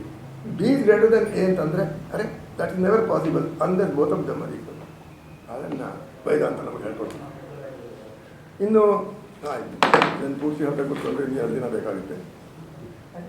ಏನಾಯಿತು ಅಂತ, ಯಾಕಪ್ಪ ನಮಗೆ ಇಷ್ಟೆಲ್ಲ ಕಷ್ಟ ಆಗಿದೆ, ಯಾಕೆಲ್ಲ ನಮಗಿದೆ ತಪ್ಪು ಕಲ್ಪನೆ ಬಂದಿದೆ ಅಂದರೆ, ಹಿರಣ್ಮಯೇನ ಪಾತ್ರೇಣ ಸತ್ಯಸ್ಯಾಪಿ ಹಿತಂ ಮುಖಂ ತತ್ವಂ ಪೂಷನ್ನ ಪಾವೃಣ ಸತ್ಯಧರ್ಮಾಯ ದೃಷ್ಟಯೇ. ನಮಗೇನಾಗಿದೆ, ಹಿರಣ್ಮಯೇನ ಪಾತ್ರೇಣ, ಹಿರಣ್ಮಯ ಅಂತ ಚಿನ್ನದ ಪಾತ್ರೆ. ಆ ಚಿನ್ನದ ಪಾತ್ರೆ ಏನು ಮಾಡಿದ್ರು, ಏನೋ ಒಂದು ಒಳಗಿಟ್ಟಿದ್ರು, ಬೆಣ್ಣೆನೋ ಕೊಬ್ಬರಿ ಬೇಕಾಯೋ ಇಟ್ಟಿದ್ರು, ಅದೆಲ್ಲ ಚಿನ್ನದ ಪಾತ್ರೆ ಬಂತು. ಅದರಿಂದ ನಮಗೆ ಆ ಚಿನ್ನದ ಬೆಳಕು ಕಾಣ್ತಾ ಇತ್ತು, ಒಳಗೇನು ಬೆಣ್ಣೆ ಇಟ್ಟಿದ್ರೆ ಕಾಣ್ತಾ ಇರಲಿಲ್ಲ. ಆದ್ದರಿಂದ ನಾವೇನು ಮಾಡ್ತೀವಿ, ಆ ಚಿನ್ನದ ಮೇಲೆ ನಮಗೆ ವ್ಯಾಮೋಹ ಹೆಚ್ಚಾಯಿತು. ಅದು ಸುಳ್ಳು. ನಮಗೆ ವಸ್ತುತ ಇರತಕ್ಕಂಥದ್ದು ಅಲ್ಲಿ ಬೇಕಾದ ವಸ್ತು ಒಳಗಿದೆ.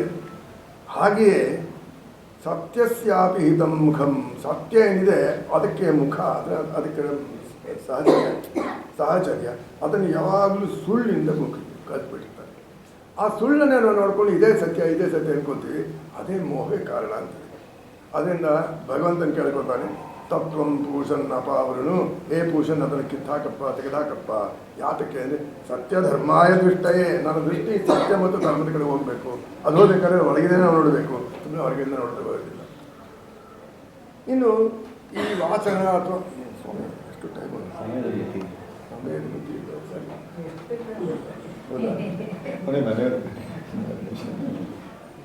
ಮನೆಯವ್ರು ಯಾರು ನಿಲ್ಲಿಸು ಅಂತ ನಿಲ್ಲಿಸಲ್ಲ.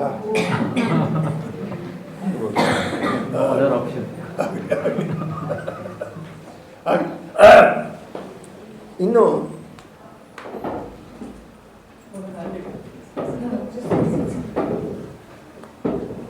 ತತ್ವಂ ಪೂಷನ್ನ ಪಾವೃಣು ಸತ್ಯಧರ್ಮಾಯ ದೃಷ್ಟಯೇ. ಸತ್ಯಧರ್ಮ ದೃಷ್ಟಿ ಇರಬೇಕಾದ್ರೆ ಪೂಷನ್ ಅಪಾವೃಣು ಹಿರಣ್ಮಯೇನ ಪಾತ್ರೇಣ ಸತ್ಯಸ್ಯಾಪಿ ಹಿತಂ ಮುಖಂ, ಅದನ್ನು ತೆಗೆದುಹಾಕ್ಬಿಡಪ್ಪ. ಅದೇನು ನಮಗೆ ಅದರಿಂದ ದೃಷ್ಟಿ ಗೊತ್ತಾಗುತ್ತೆ, ಸರಿಯಾದ ದೃಷ್ಟಿ ಆಗುತ್ತೆ. ಆಮೇಲೆ ಈಶಾವಾಸ್ಯದಲ್ಲಿ ಭಗವಂತನ ಅಂದರೆ ಭಗವಂತನ ಪ್ರತೀಕವಾದ ಅಗ್ನಿಗೆ ಒಂದು ಪ್ರಾರ್ಥನೆ ಮಾಡ್ತಾರೆ. ಅಗ್ನೇನ ಯಸುಪಥ ರಾಜೇ ಅಸ್ಮಾನ್ ವಿಶ್ವಾನಿ ದೇವ ಯುನಾನಿ ವಿದ್ವಾನ್ ಯುಯೋಧ್ಯಸ್ಮಜ್ಜುಹುರಾಣ ಬೇನೋ ಭೂಯಿಷ್ಠಾಂತೆ ನಮ ಉಕ್ತಿಂ ವಿಧೇಮ. ಹೇ ಅಗ್ನೇ, ಸುಪಥಾರಾಯೇ ಅಸ್ಮಾನ್ನಯ, ಅದೇ ಅಗ್ನಿಯೇ ನಮ್ಮನ್ನು ಸದ್ಮಾರ್ಗದಲ್ಲಿ ಕರ್ಕೊಂಡು ಹೋಗಪ್ಪ. ಇನ್ನೇನು ಮಾಡಬೇಕು, ವಿಶ್ವಾನಿ ದೇವ ವಯುನಾನಿ ವಿದ್ವಾನ್, ನೀನು ಮಹಾಜ್ಞಾನಿ, ನೀನೆಲ್ಲನೂ ಆಟ್ಕೊಂಡ್ಬಿಟ್ಟಿದ್ಯಾ. ಅದರಿಂದ ನಿನ್ನೆ ಋಗ್ವೇದದಲ್ಲಿ ಏನು ಹೇಳ್ತಾರೆ, ಅಗ್ನಿ ಪ್ರಥಮೋ ದೇವ, ಅಗ್ನಿ ಮೊದಲನವನು, ಕೊನೆಗೆ ಉದ್ದವನು ವಿಷ್ಣು ಅಂತ. ಸೊ ಈ ಕಂಟ್ರಾಸ್ಟ್ ಇಟ್ಟಿದ್ದಾರೆ ಇಲ್ಲಿ, ಇಲ್ಲಿಂದ ಶುರು ಮಾಡೋದು. ಅಂದರೆ ಅಗ್ನಿ ಯಾವಾಗಲೂ ನಮಗೆ ದೇವರಿಗೆ ಗೊತ್ತಿರ್ಬೇಕಾದ್ರೆ, ಇದು ನಿಮ್ಮಲ್ಲಿ ಯೂನಿವರ್ಸಿಟಿಗೆ ವೈಸ್ ಚಾನ್ಸಲರ್ ನೋಡ್ಬೇಕಾದ್ರೆ ಮೊದಲು ಅದು ಯಾರು ಸೂಪರಿಂಟೆಂಡೆಂಟ್ ಇರ್ತಾವೆ ಅವನ ಮುಖಾಂತರವೇ ಹೋಗ್ತೀವಿ. ಹಾಗೆ ಅವ್ನು ಒಳಗೆ ಬಿಡೋದಿಲ್ಲ. ಹಾಗೆ ಅವನ ಅಗ್ನಿಯ ಮೊದಲು ಎಲ್ಲದಕ್ಕೂ ಮಾಡಬೇಕು. ಅವನು ಅದಕ್ಕೆ ಯಾವಾಗಲೂ ಯಜ್ಞಾಧಿಕಾರಿ ಮಾಡಿದಾಗ ಅಗ್ನಿ ಮುಖೇನ ಅವನು ತೆಗೆದು ಅಗ್ನಯೇ ಸ್ವಾಹ ಅಗ್ನ ಇದನ್ನ ಮಮ ಪ್ರಜಾಪತಯೇ ಸ್ವಾಹ ಪ್ರಜಾಪತಯೇ ಇದನ್ನ ಮಮ ಇಂದ್ರಾಯ ಸ್ವಾಹ ಇಂದ್ರಾಯ ಇದನ್ನ ಮಮ. ಅದರಿಂದ ಅಗ್ನಿಯ ಮುಖಾಂತರ ನಾವು ಹೋಗ್ತೇವೆ. ಅಲ್ಲಿ ಇಲ್ಲಿ ಅದಕ್ಕೆ ಇಲ್ಲೇನು ಮಾಡ್ತಾರೆ, ನಾವು ಇಷ್ಟೆಲ್ಲ ನೋಡ್ದಪ್ಪ, ಅಗ್ನಿ ಕೇಳ್ಕೊಳ್ಳಿಲ್ಲ, ನಮ್ಮ ಪೂಜಾರಿ ಹೊರ ಕೊಡದೆ ದೇವರ ಹೊರ ಕೊಡೋದೇ ಅಲ್ಲ. ಅದಕ್ಕೆ ಅಷ್ಟೊಂದು ಕಷ್ಟ. ವಿಶ್ವಾನಿ ದೇವ ವಯುನಾನಿ ವಿದ್ವಾನ್, ನೀನು ಎಲ್ಲ ತಿಳ್ಕೊಂಡ್ಬಿಟ್ಟಿದ್ಯಪ್ಪ. ಇನ್ನೇನು ಮಾಡಬೇಕು ನೀನು, ಯುಯೋಧ್ಯಸ್ಮಜ್ಜುಹುರಾಣಂ ಏನಃ, ಅಸ್ಮತ್ ಜುಹುರಾಣಂ ಏನಃ, ನಮ್ಮನ್ನು ಯಾವಾಗಲೂ ಕೆಟ್ಟದಾಗಿ ಮಾಡ್ತಕ್ಕಂಥ ನಮ್ಮ ಪಾಪ ಏನಿದೆ ಅದನ್ನು ಯೋಧಿ, ಅದನ್ನು ಫೈಟ್ ಅಗೇನ್ಸ್ಟ್ ಇಟ್, ಅದನ್ನು ನಾಷ್ಟ ಮಾಡೋದು. ಭೂಯಿಷ್ಠ ಅಂತ, ಅದಕ್ಕೋಸ್ಕರ ನಾವು ಹೇಳ್ಬಿಡ್ತೀವಿ ಭೂಯಿಷ್ಠ ಅಂತೆ ನಮೋ ತಿಂದದೆ. ನಿನಗೆ ಪದೇ ಪದೇ ನಮಸ್ಕಾರ ಮಾಡ್ತೀವಪ್ಪ, ದೊಡ್ಡ ನಮಸ್ಕಾರ ಹಾಕ್ತೀವಿ ಬಂದಿಗೆ ಚೀತೀರ ಅಂತ ಮಾಡ್ತೀವಿ.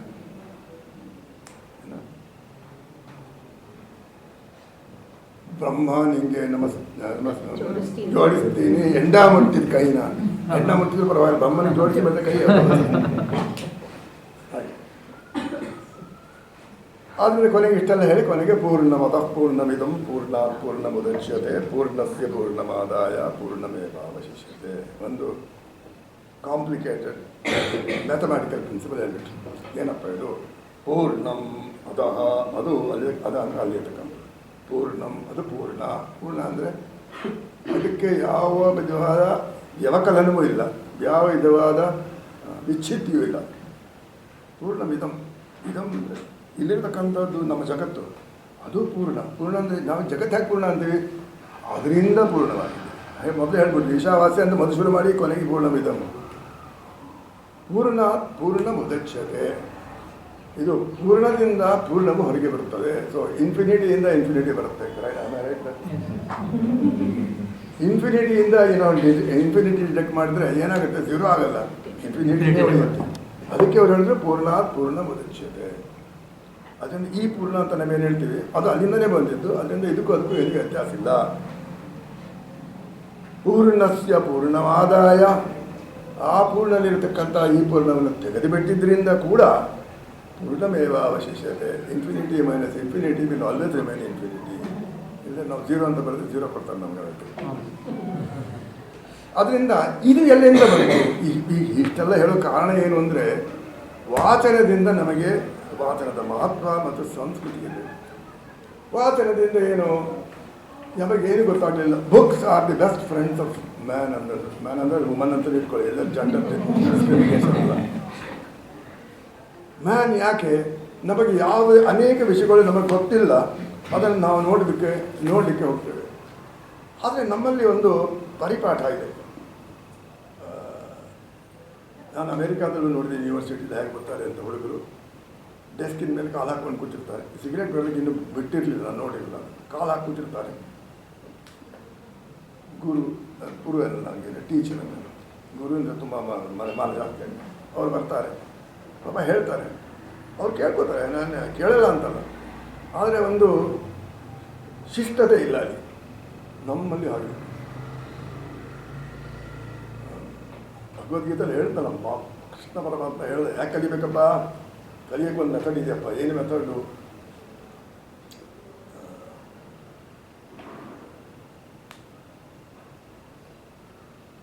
ಅರೆ ಭಗವದ್ಗೀತೆನೇ ಮತ್ತೊಂದು ನಿಮ್ಗೆ ಅರ್ಥ ಜೀವನನೇ ಇದೇ ಪುಸ್ತಕ ಸ್ಥಾಪುಯ ವಿದ್ಯಾ ಪರಹಸ್ತಗತಂ ಧನಂ ಕಾರ್ಯಕಾಲೇ ಸಮುತ್ಪಂದೆ ಹೊಸ ವಿದ್ಯಾ ತದ್ಧನಂ ಅಂತ ಹೇಳಿದ್ರು ನಮಗೆ. ಅದರಿಂದ ಪುಸ್ತಕ ಇಡಲೇ ಬೇಡ, ತಲೆಯಲ್ಲಿ ಇಟ್ಕೊಂತಿದ್ರು. ನಾನು ಮಾಡಲಿಲ್ಲ ಚಿಕ್ಕದಿಂದ, ತುಂಬ ಎಲ್ಲ ತಲೆಯಿಂದೆಲ್ಲ ಹೊಟ್ಟೋಗ್ಬಿಟ್ಟಿದೆ. ಯಾಕೆ ಭಗವದ್ಗೀತೆಯಲ್ಲಿ ಯಾರಿಗೆ ಬರ್ತದೆ? ಪರಿಪ್ರಶ್ನೇನ ಸೇವೆಯ, ಅದಕ್ಕೆ ಮುಂಚೆ ಏನು ಬರ್ತದೆ? ಯಾರಿಗೂ ಬರ್ತದೆ? ಉಪದೇಕ್ಷಂತಿದೆ ಜ್ಞಾನಂ ಜ್ಞಾನಿನಸ್ತತ್ವದರ್ಶಿನಃ. ಭಗವಂತ ಹೇಳ್ತಾನೆ, ಮೊದಲು ಹೋಗು ಗುರುವಿಗೆ ಕಾಲಿಗೆ ಬಿದ್ದು ಅವನಿಗೆ ಶರಣಾಗತನಾಗು, ಆಮೇಲೆ ಪರಿಪ್ರಶ್ನೆ ಮಾಡು, ಬೇಕಾದಷ್ಟು ಪ್ರಶ್ನೆ ಕೇಳು, ಸೇವೆಯ ಅವನಿಗೆ ಅನುಕೂಲವಾದ್ದನ್ನು ಮಾಡಿಕೊಡು. ಇಷ್ಟೆಲ್ಲ ಮಾಡಿದರೆ ಉಪದೇಕ್ಷಂತಿದೆ ಜ್ಞಾನಂ ಜ್ಞಾನಿನ ತತ್ವದರ್ಶನ. ಇಷ್ಟೆಲ್ಲ ಆದರೆ ಆ ಜ್ಞಾನಿಗಳು ಪರವಾಗಿಲ್ಲ ಶಿಷ್ಯ ಬಲೆ ಅಂತಂದು ಅವನಿಗೆ ಜ್ಞಾನವನ್ನು ಉಪದೇಶ ಮಾಡ್ತಾನೆ. ಇದು ಉಪದೇಶ ಮಾಡ್ತಕ್ಕಂಥ ಪರಿಕ್ರಮ ಅಂತ ಹೇಳ್ಕೊಟ್ಟಿದ್ರು. ಇನ್ನು ಮುಂಡಕದಲ್ಲಿ ಕೂಡ ಅದು ಹೇಳಿದ್ರಲ್ಲ,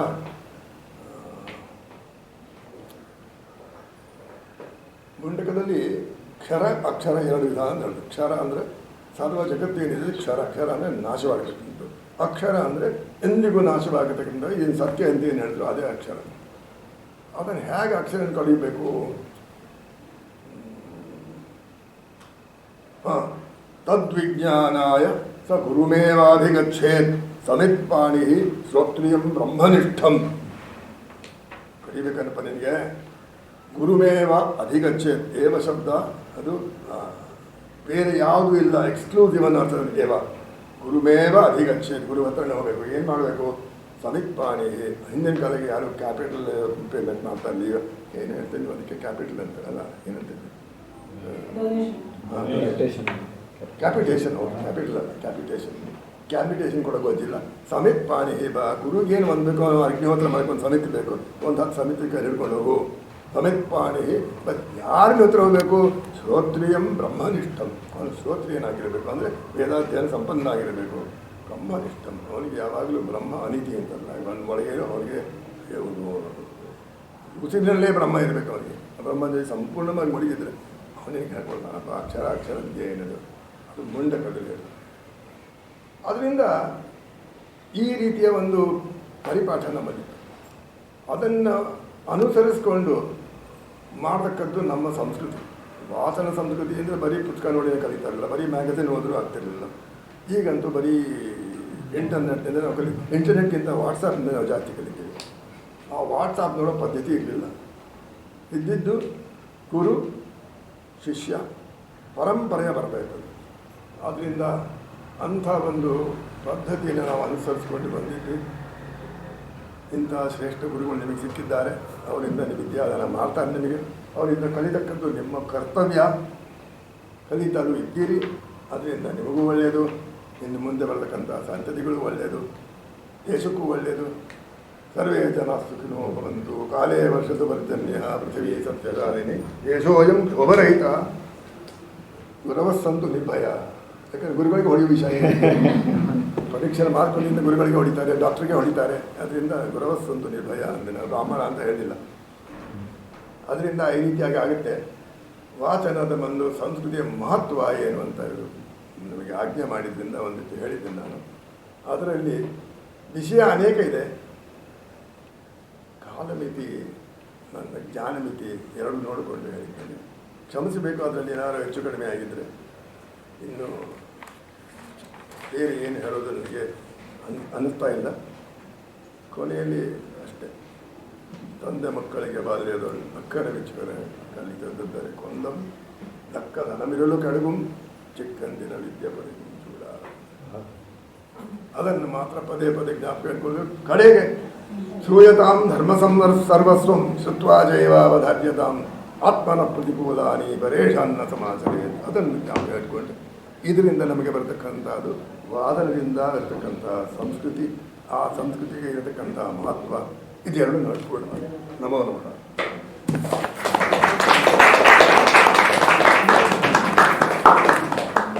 ಧನ್ಯವಾದಗಳು ಸರ್.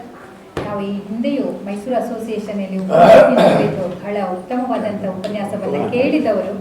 ನಮಗಿರುವಂಥ ಅವ್ರ ಸಂಸ್ಕೃತದಲ್ಲಿ ಎಮ್ಮೆ ಮಾಡಿದ್ರು, ಸುಮ್ಮನೆ ಎಮ್ಮೆ ಮಾಡಲಿಲ್ಲ ಅವರು ಅನ್ನೋದು ನಮಗೀಗ ಗೊತ್ತಾಗ್ತದೆ. ಬಹಳ ಉಪಯುಕ್ತವಾದಂಥ ಮಾಹಿತಿಗಳನ್ನು ನೀಡಿದ ತಮಗೆ ಅನಂತ ವಂದನೆಗಳನ್ನು ಸಲ್ಲಿಸ್ತಾ ನಾನು ಡಾಕ್ಟರ್ ಪೂರ್ಣಿಮಾ ಶ್ರೀಕೃಷ್ಣ ಅವರಲ್ಲಿ ಕೆಲವು ಮಾತುಗಳನ್ನು ಹೇಳಬೇಕು.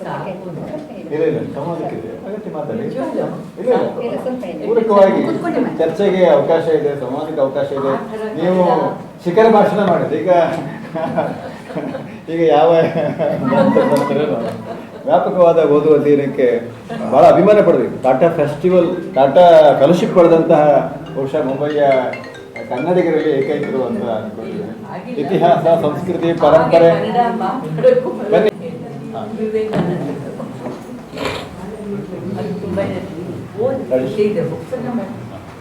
ಇವತ್ತಿಂದು conversation are supposed to be on reading, importance of reading.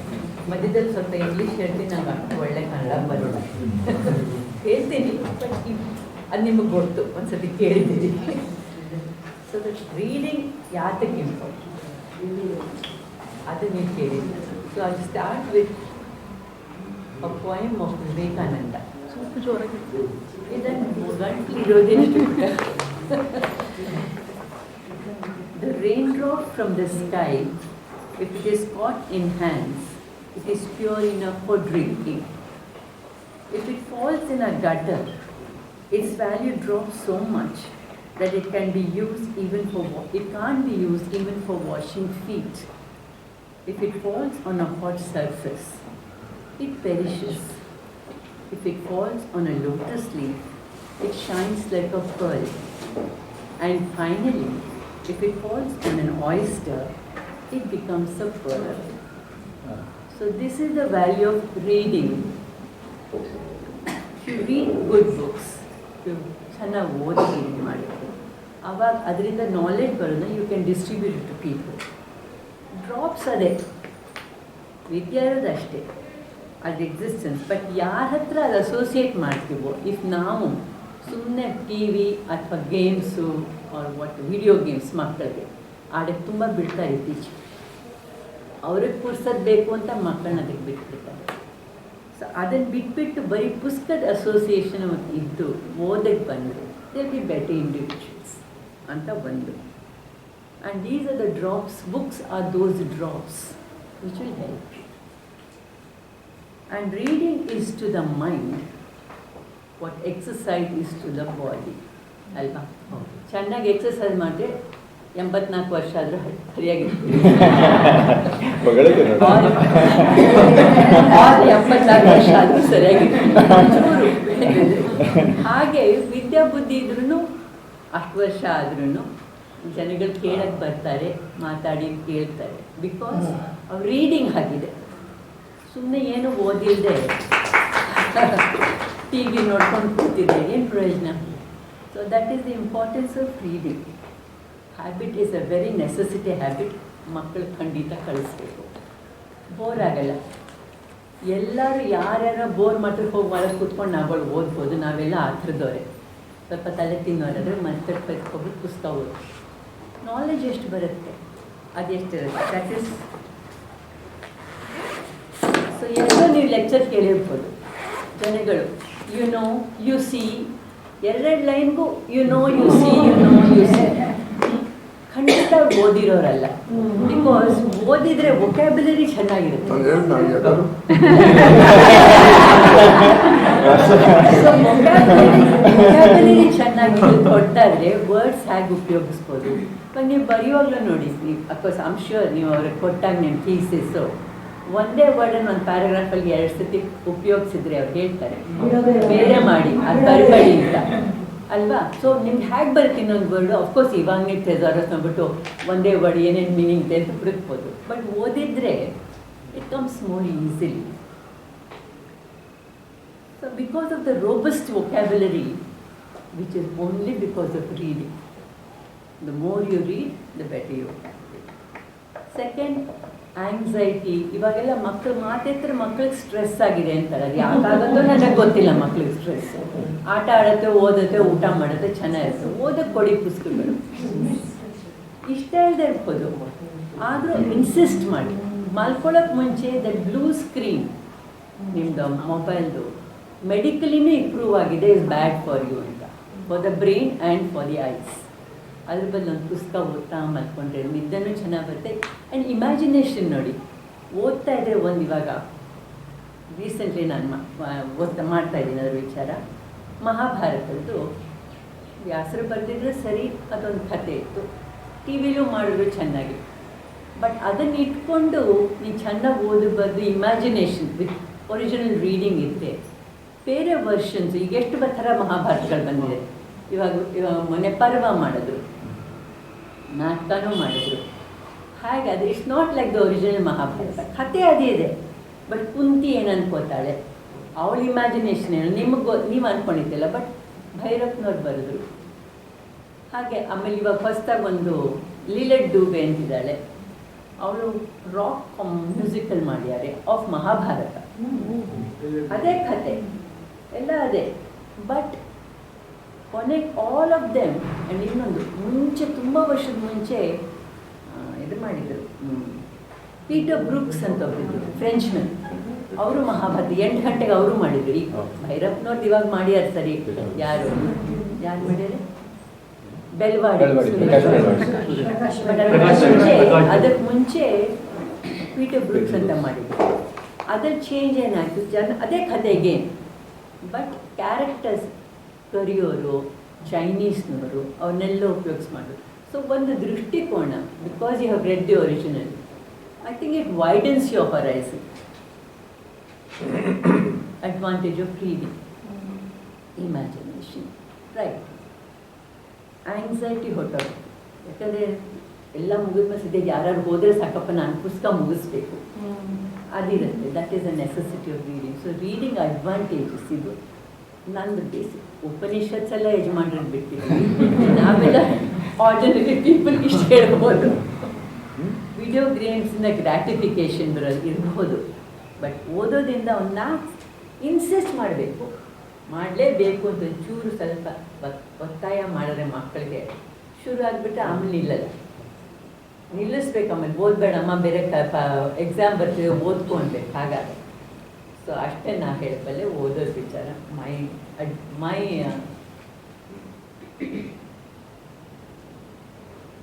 ಹೊರೈಸನ್ಸ್ open ಆಗಲಿಕ್ಕೆ. That's it. ಅಷ್ಟೇ ನಾ ಹೇಳೋದು ರೀಡಿಂಗ್ ವಿಚಾರ. Thank you. ಸಾಹಿತ್ಯಕ್ಕೆ ಕಾರಣ ಹೇಳ್ತಾರಲ್ಲ ದಾಕ್ಷಣಿಕರು, ಪ್ರತಿಭಾನಂ ಕಾವ್ಯ ವಿದ್ಯಾ ಪರಿಚಯ ಪರಿಚಯಂ ವೃದ್ಧ ಸೇವಾನುರಾಗಂ ಸತತಾಭ್ಯಾಸ ಪರಿಶ್ರಮಂ ಕವಿತೆಗೆ ಅದರಿಂದ ಅಲ್ಲಿ ಕಾವ್ಯ ವಿದ್ಯಾ ಪರಿಚಯ ಪರಿಚಯ ಹೇಗಾಗುತ್ತೆ, ಓದಿದ್ರೆ ಆಗುತ್ತೆ, ವಾಚನ ತಿಂದರೆ ಆಗುತ್ತೆ. ಧನ್ಯವಾದಗಳು sir. Sorry doctor Poornima Shrikrishna ಅವರು ಓದಿನ ಬಗ್ಗೆ ಬಹಳ ಚೆನ್ನಾಗಿ ಹೇಳಿದ್ರು. ಯಾಕಂತೇಳಿದ್ರೆ ನಾವು ಬಹಳ ವರ್ಷದಿಂದ ನೋಡೋ ಪ್ರಕಾರ ಡಾಕ್ಟರ್ ಲೀಲಾ ಬಿ ಆಗಿರ್ಬೋದು, ಡಾಕ್ಟರ್ ಪೂರ್ಣಿಮಾ ಶ್ರೀಕೃಷ್ಣ ಆಗಿರ್ಬೋದು, ಅವರು ಹೆಚ್ಚಿನ ಸಮಯಗಳನ್ನ ಗ್ರಂಥಾಲಯದಲ್ಲಿ ಕಳೆಯುವವರು, ಅಲ್ಲೇ ಹೆಚ್ಚು ಸಮಯಗಳನ್ನ ಕಳೆಯುವವರು. ಆ ಓದಿನ ಮಹತ್ವ ಏನು ಅನ್ನೋದವರಿಗೆ ಚೆನ್ನಾಗಿ ಗೊತ್ತಿದೆ. ಮತ್ತೊಮ್ಮೆ ವಂದನೆಗಳನ್ನು ಹೇಳ್ತಾ ಸಂವಾದಕ್ಕಾಗಿ ಒಂದು 5 ನಿಮಿಷ ಇದೆ. ಯಾರಿಗಾದ್ರೂ ಜಸ್ಟಿಸ್ BN ಶ್ರೀಕೃಷ್ಣ ಅವರಲ್ಲಿ ಪ್ರಶ್ನೆಯನ್ನು ಕೇಳೋದಿದ್ರೆ ದಯವಿಟ್ಟು ಕೇಳ್ಬೋದು. ಸರ್, ಈಗ ತದ್ವಿಧಿ ಪ್ರಣಿಪಾತೇನ ಪರಿಪ್ರಶ್ನೇನ ಜ್ಞಾನಿನ ತತ್ವದ. ನಾನು ಜ್ಞಾನಿ ಅಲ್ಲ, ಅದೇ ನನಗೆ ಅಪ್ಲೈ ಹೇಳಿ. ಈಗ ಸ್ವಲ್ಪ ಟ್ರೆಂಡ್ ಚೇಂಜ್ ಆಗ್ತಾ ಇದೆ, ಈ ಜನರೇಟಿವ್ AI ಅಂತ ಬರ್ತಾ ಇದೆ. ಸೊ ಈಗ ಮೇಡಮ್ ಹೇಳ್ದಂಗೆ ಎಲ್ಲದನ್ನೂ ಅದಕ್ಕೆ ಕಂಪ್ಯೂಟ್ರಿಗೆ ಓದಿಸಿ ನಮಗೆ ಬೇಕಾದದ್ದು ಮಾತ್ರ ಕೇಳುವಂಥ ಒಂದು ಕಲ್ಚರ್ ಶುರುವಾಗಿದೆ. ಇವನ್ ಮಕ್ಕಳು ಸಹಿತ ChatGPT ಅಥವಾ ಅದನ್ನು ಯೂಸ್ ಮಾಡಿಕೊಂಡು ಫ್ಯೂಚರಲ್ಲಿ ಹೇಗಿರ್ಬೋದು, ಈಗ ಅಂದರೆ ಹೇಗೆ ಓದುವ ಹವ್ಯಾಸಗಳು ಬದಲಾಗ್ಬೋದು? ನೋಡಿ, ಚಿಕ್ಕಂದಿನಲ್ಲಿ ಸ್ಕೂಲ್ನಲ್ಲಿ ಓದಬೇಕಾದ್ರೆ 8 ಸಬ್ಜೆಕ್ಟ್, ನಾವು ಎಕ್ಸಾಂಪಲಿಗೆ 8 ಸಬ್ಜೆಕ್ಟ್ ಇತ್ತು. ಅದು ಒಂದು ಇಷ್ಟು ಬಸ್ತಾ ಎತ್ಕೊಂಡು ಹೋಗ್ತಾ ಇದ್ವಿ ಸ್ಕೂಲಿಗೆ. ನೀವು ಇವಾಗ ಏನು ಟೆಕ್ನಾಲಜಿಯಲ್ಲಿ ನೀವು ಪರಿಣಿತರಾದ್ರಿ, ಸ್ಕೂಲ್ನಲ್ಲೇ ನಿಮಗೆ ಟೆಕ್ನಾಲಜಿ ಹೇಳ್ಕೊಟ್ರ? ವಿಶಾಲವಾದ ಒಂದು ಓದಿತ್ತು. ಅದರಲ್ಲಿ ಕೊನೆಗೆ ಯಾವುದ್ರಲ್ಲಿ ಅಭಿರುಚಿ ನಿಮಗೆ ಹೆಚ್ಚಾಗಿದೆ ಅಂತ ಹೋಗ್ತಾ ಹೋಗ್ತಾ ಮುಂದಕ್ಕೆ ತಿಳಿಯಿತು. ಅಲ್ಲಿ ಹೋದ್ಮೇಲೆ ನಿಮಗೆ ಯಾವ್ದು ಅಭಿರುಚಿ ಅದನ್ನೇನು ಓದ್ಕೊಳ್ಳಿ ಹೋಗ್ಬೇಕು. ಇವತ್ತು ನೀವು ಓದಬೇಕಾದ್ರೆ ಈಗ ಏನು ಮಾಡ್ತೇವೆ ನನಗೆ ಗೊತ್ತಿಲ್ಲ. ನಾನು ಹೇಳೋದು ಸಾಧಾರಣತಃ ನನಗೆ ಈ ವಿಷಯದಲ್ಲಿ ನನ್ನ ವಿಷಯದಲ್ಲಿ ತಗೊಳ್ಳಿ, ನನಗೆ ಇನ್ನೇನು ಓದಿನಲ್ಲಿ ಹವ್ಯಾಸವಿಲ್ಲ, ಬರೀ ಲಾ ಬುಕ್ನ ಓದ್ತಾ ಇದ್ದೆ. ಅದರಲ್ಲಿ ನಾನು ಪರಿಣತಿ ಬಂದೆ ಅಂತಂದರೆ ನನಗೆ ಮಾತಾಡ್ತಾನೆ ಇರ್ತೀನಿ. ಏನೋ ಲಾಯರಿದ್ದಾನೆ ಅವ್ನು ಮಾತಾಡ್ಕೊಂಡು ಹೋಗಿ. ನಾನು ಇವತ್ತೇನು ಮಾಡ್ತೇನೆ, ನಾಳೆ ನನಗೆ ಯಾರೋ ಫೋನ್ ಮಾಡಿದ್ರು, ಅಲ್ಲಿ ಇನ್ನೂ ಯಾವುದೋ ಒಂದು ಲೀಗಲ್ ಕಾನ್ಕ್ಲೇವ್ ಇದೆ, ಅಲ್ಲಿ ಬಂದು ಒಂದು ಮಾತಾಡಬೇಕು ವಿಷಯದಲ್ಲಿ. ನೋಡಿ, ಅಭಿರುಚಿ ಇದ್ದ ಮಾತ್ರಕ್ಕೆ ಇತರ ವಿಷಯಗಳಲ್ಲಿ ಪ್ರವೇಶ ಮಾಡಬಾರ್ದು, ಅದರಲ್ಲಿ ಓದತಕ್ಕಂಥ ಹವ್ಯಾಸ ಬೆಳೆಸ್ಕೊಳ್ಬಾರ್ದು ಅಂತ ಅಭಿಪ್ರಾಯ ಇರಬಾರ್ದು. ಆದಷ್ಟು ಜ್ಞಾನ ಪಡಿಬೇಕು. ವಿದ್ಯಾನಾಮ ನರಸ್ಯ ರೂಪಮಧಿಕಂ ಪ್ರಚ್ಛನ್ನ ಗುಪ್ತಂ ಧನಂ ವಿದ್ಯಾ ಭೋಗಕರಿ ಯಶಸ್ಸುಖಕರಿ ವಿದ್ಯಾ ಗುರುಣಂ ಗುರು ವಿದ್ಯಾ ಬಂಧುಜನೋ ವಿದೇಶಗಮನೆ ವಿದ್ಯಾ ಪರಂ ದೈವತಂ ವಿದ್ಯಾ ರಾಜಸು ಪೂಜ್ಯತೆ ನಹಿಧನಂ ವಿದ್ಯಾ ವಿಹೀನ ಹೇಳ್ಕೊಟ್ರೆ ನಮ್ಮ ಭಾಷೆಗೆ ಹೇಳ್ಕೊಟ್ಟು. ಮಕ್ಕಳಿಗೂ ಇಷ್ಟೇ, ಎಲ್ಲರ ಮನೆಯಲ್ಲೂ ಮಕ್ಕಳಿಗೂ ಶುರು ಮಾಡಿಸ್ಬೇಕು. ಅವ್ರು ಏನಾರು ಮಾಡ್ಕೊಳ್ಳಿಕ್ಕೆ ಬಿಡಬಾರ್ದು. ನಾವು ಓದಬೇಕು, ನಮ್ಮನ್ನು ನೋಡ್ತಾ ಇರ್ಬೇಕು ಆ ಮಕ್ಕಳು ಓದೋದು, ಅವರು ಓದಬೇಕು. ಬೋರ್ ಆಗುತ್ತೆ. ತುಂಬ ಜನ ನಮ್ಮ ಮನೇಲಿ ನೋಡಿದ್ದೀನಿ, ಮಕ್ಕಳು ಏನಾದ್ರು ಮಾಡ್ಬೇಕಾದ್ರೆ ಅವ್ರಿಗೆ ಮುಂದೆ ಒಂದು ಮೊಬೈಲ್ ಕೊಡ್ತಾರೆ. ಇವಾಗ ತುಂಬ ಇದೆ ಕಾಮನ್. ಅದು ನಾವು ಶುರು ಮಾಡಿಸ್ಬೇಕು. ಒಂದು ಕ್ವಶನ್, ಈಗ ನಾನು ಓದ್ತಾ ಇರ್ತೇನೆ ಮನೆಯಲ್ಲಿ, ಮಗ ಹೇಳ್ತಾನೆ ಯಾಕೆ ಮೊಬೈಲ್ ನೋಡ್ತೀಯ, ಓದ್ಕೊಳ್ಳಿಕ್ಕಾಗುತ್ತೆ. ಅವ್ನು ಹೇಳ್ತಾನೆ ನೀವು ಖಾಲಿ ಬುಕ್ ತೊಗೊಂಡು ಓದ್ತೀರಿ, ನಾನು ಅದನ್ನೇ ಮೊಬೈಲಲ್ಲಿ ಕೇಳ್ತೀನಿ ಅಂತ ಹೇಳ್ತಾನೆ. ಅವನಿಗೇನು ಹೇಳೋದು? ಅದೇ ಇದು ನಾನು ಏನು ಬುಕ್ ಓದ್ತೀನಿ ಅವನು ಮೊಬೈಲ್ ನೋಡಿಯೇ ಕೇಳ್ತಾನೆ. ಎಷ್ಟು ಹೇಳಿದ್ರು ನೀವು ಓದ್ತೀರಿ ಬುಕ್ನಲ್ಲಿ, ನಾನು ಅದನ್ನೇ ಕೇಳ್ತೀನಿ. ಇಲ್ಲ, ಒಳ್ಳೆ ವಿಚಾರಗಳನ್ನೇ ಕೇಳ್ತಾನೆ.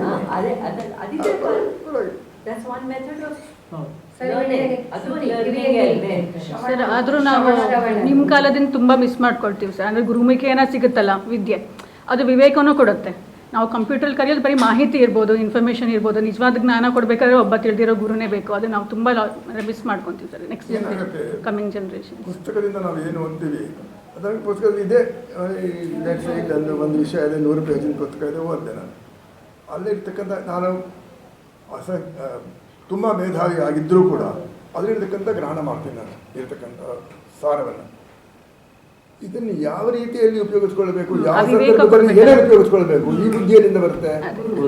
ಅದು ಗುರು ಅಂತಾನೆ ಹೇಳಿ, ದೊಡ್ಡವರು ಅಂತಾನೆ ಹೇಳಿ, ಕಲಿತವರು ಅಂತಾನೆ ಹೇಳಿ, ಹೇಗಾದ್ರೂ ಪರವಾಗಿಲ್ಲ, ಅಥವಾ ನಿಮ್ಮ ಸಹಪಾಠಿಗಳಾದರೂ ಪರವಾಗಿಲ್ಲ, ಯಾರಿಂದನಾದರೂ ಕಲಿಬೇಕಲ್ಲ, ಅದೇ ಇಂಪಾರ್ಟೆಂಟ್. ನಮ್ಮ ಮೊಬೈಲಲ್ಲಿ ಹೇಳಲ್ಲ ನಿಮಗೆ, ಮೊಬೈಲಿನ ಗಿವ್ ವಾಟ್ ಈಸ್, ನನ್ನ ವಿಷಯನೇ ತಗೊಂಡು ಕ್ರಿಮಿನಲ್ ಪ್ರೊಸೀಜರ್ ಕೋಡ್, ಆ ಮೊಬೈಲ್ ನೋಡಿದ್ರೆ ಹೊರತದೆ. ನನ್ನ ಪುಸ್ತಕ ಪುರಿದು ಅದೇ, ಅಲ್ಲೂ ಅದೇ ಇರುತ್ತೆ. ಆ ಕ್ರಿಮಿನಲ್ ಪ್ರೊಸೀಜರ್ ಕೋಡ್ ಅದು ಬುಕ್ ಮಾಡಿ ಓದಿದೆ, ನೀವು ನಾಳೆ ಲಾಯರ್ ಆಗಿದ್ರೆ 3 ನಿಮಿಷ ನಿಮ್ಮ ಮನೆ ಕಳಿಸ್ತಾರೆ. ಇದು ಅದಕ್ಕೆ ಏನು, ಯದ್ಯದಾಚರತಿ ಶ್ರೇಷ್ಠ ತತ್ತದೇವೇತರೋ ಜನ. ದೊಡ್ಡವರಾಗಿರ್ತಕ್ಕಂಥ ದೊಡ್ಡ ವ್ಯಕ್ತಿ ಏನು ಮಾಡ್ತಾನೋ ಅದನ್ನು ಅನುಕರಣೆ ಮಾಡ್ತಾರೆ ಎಲ್ಲರೂ. ಸಯತ್ ಪ್ರಮಾಣಂ ಕುರುತೆ ಲೋಕಸ್ತದ. ನಾವೇನಾಗಿದೆ, ಯಾವನ ನಾವೇನೋ ಮಿನಿಸ್ಟರ್ ಹೇಳ್ದ ಅಥವಾ ಫಿಲ್ಮ್ ಸ್ಟಾರ್ ಹೇಳ್ದ ಅಂತ ನಾವು ಅದನ್ನು, ಫಿಲ್ಮ್ ಸ್ಟಾರ್ ಉದ್ದ ಕೂದಲು ಬೆಳೆಸ್ಕೊಂಡು ನಾನು ಬೆಳೆಸಬೇಕು, ಫಿಲ್ಮ್ ಸ್ಟಾರ್ ಗಡ್ಡ ಬೆಳೆದ ನಾನು ಗಡ್ಡ ಬೆಳೆಸಬೇಕು. ಗಣೇಶ್ ಉಪಾಧ್ಯಾಯರು ಇಂಥ ಒಳ್ಳೆ ವಿಷಯ ಪ್ರವಚನ ಕೊಡ್ತಾರೆ, ಅದನ್ನು ಕೇಳಿ ಅದೇ ಹೇಳ್ತಕ್ಕಂಥದ್ದು ನಾನು ಫಾಲೋ ಮಾಡಿದ್ರೆ ಮೌಢ್ಯ ನಂದು, ಜನಗಳದ್ದು. ಆದ್ರೆ ಅಂತ ಸಂತತಿ ಕಡಿಮೆ ಆಗ್ತಾ ಇದೆ ಸರ್ ಇವಾಗ. ನಮ್ಮ ಶಿಕ್ಷಣ ಪರಂಪರೆಯೇ ಒಂದು ರೀತಿ ಉದ್ಯೋಗಮುಖಿ ಆಗೋದ್ರಿಂದ ಒಂದು ಉದ್ಯೋಗ ಪಡೆದ ನಂತರ ಅಧ್ಯಾಪಕರು ಓದುವುದಿಲ್ಲ. ಈ ಥರದ ಒಂದು ಬದಲಾವಣೆಗೆ ಕಾರಣ, ಇದಕ್ಕೆ ಕಾರಣ ಹೇಳ್ತೀನಿ ನಾನು. ಯಾಕಪ್ಪ ಅದು ಉದ್ಯೋಗಮುಖಿ ಯಾಕೈತೆ? ಏನೋ ಉದ್ಯೋಗಮುಖಿ ಅಂದರೆ ಬರೀ ಹೊಟ್ಟೆಪಾಡಿಗಾದರೆ, ನಮ್ಮ ತಾತನ ಕಾಲಕ್ಕೂ ಉದ್ಯೋಗರು ಹೊಟ್ಟೆಪಾಡು ಮಾಡ್ತಾ ಇದ್ರು, ಅದೇನು ಕಷ್ಟ ಇಲ್ಲ. ಅವ್ರು ಹೇಳೋರು ಬರೀ ಹೊಟ್ಟೆಪಾಡಾದರೆ ಏನು ಕಲಿಬೇಕಾದ್ದೇ ಇಲ್ಲ.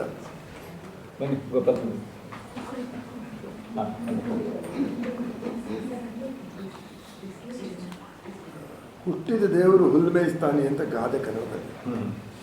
ಹುಲ್ಲನ್ನು ಅವನು ಏನಾದ್ರು ಮೇಯಿಸ್ತಾನೆ. ಅದರಿಂದ ಕೇವಲ ಉದ್ಯೋಗಿ ಯಾತಕ್ಕೆ? ಹಣ ಸಂಪಾದನೆ.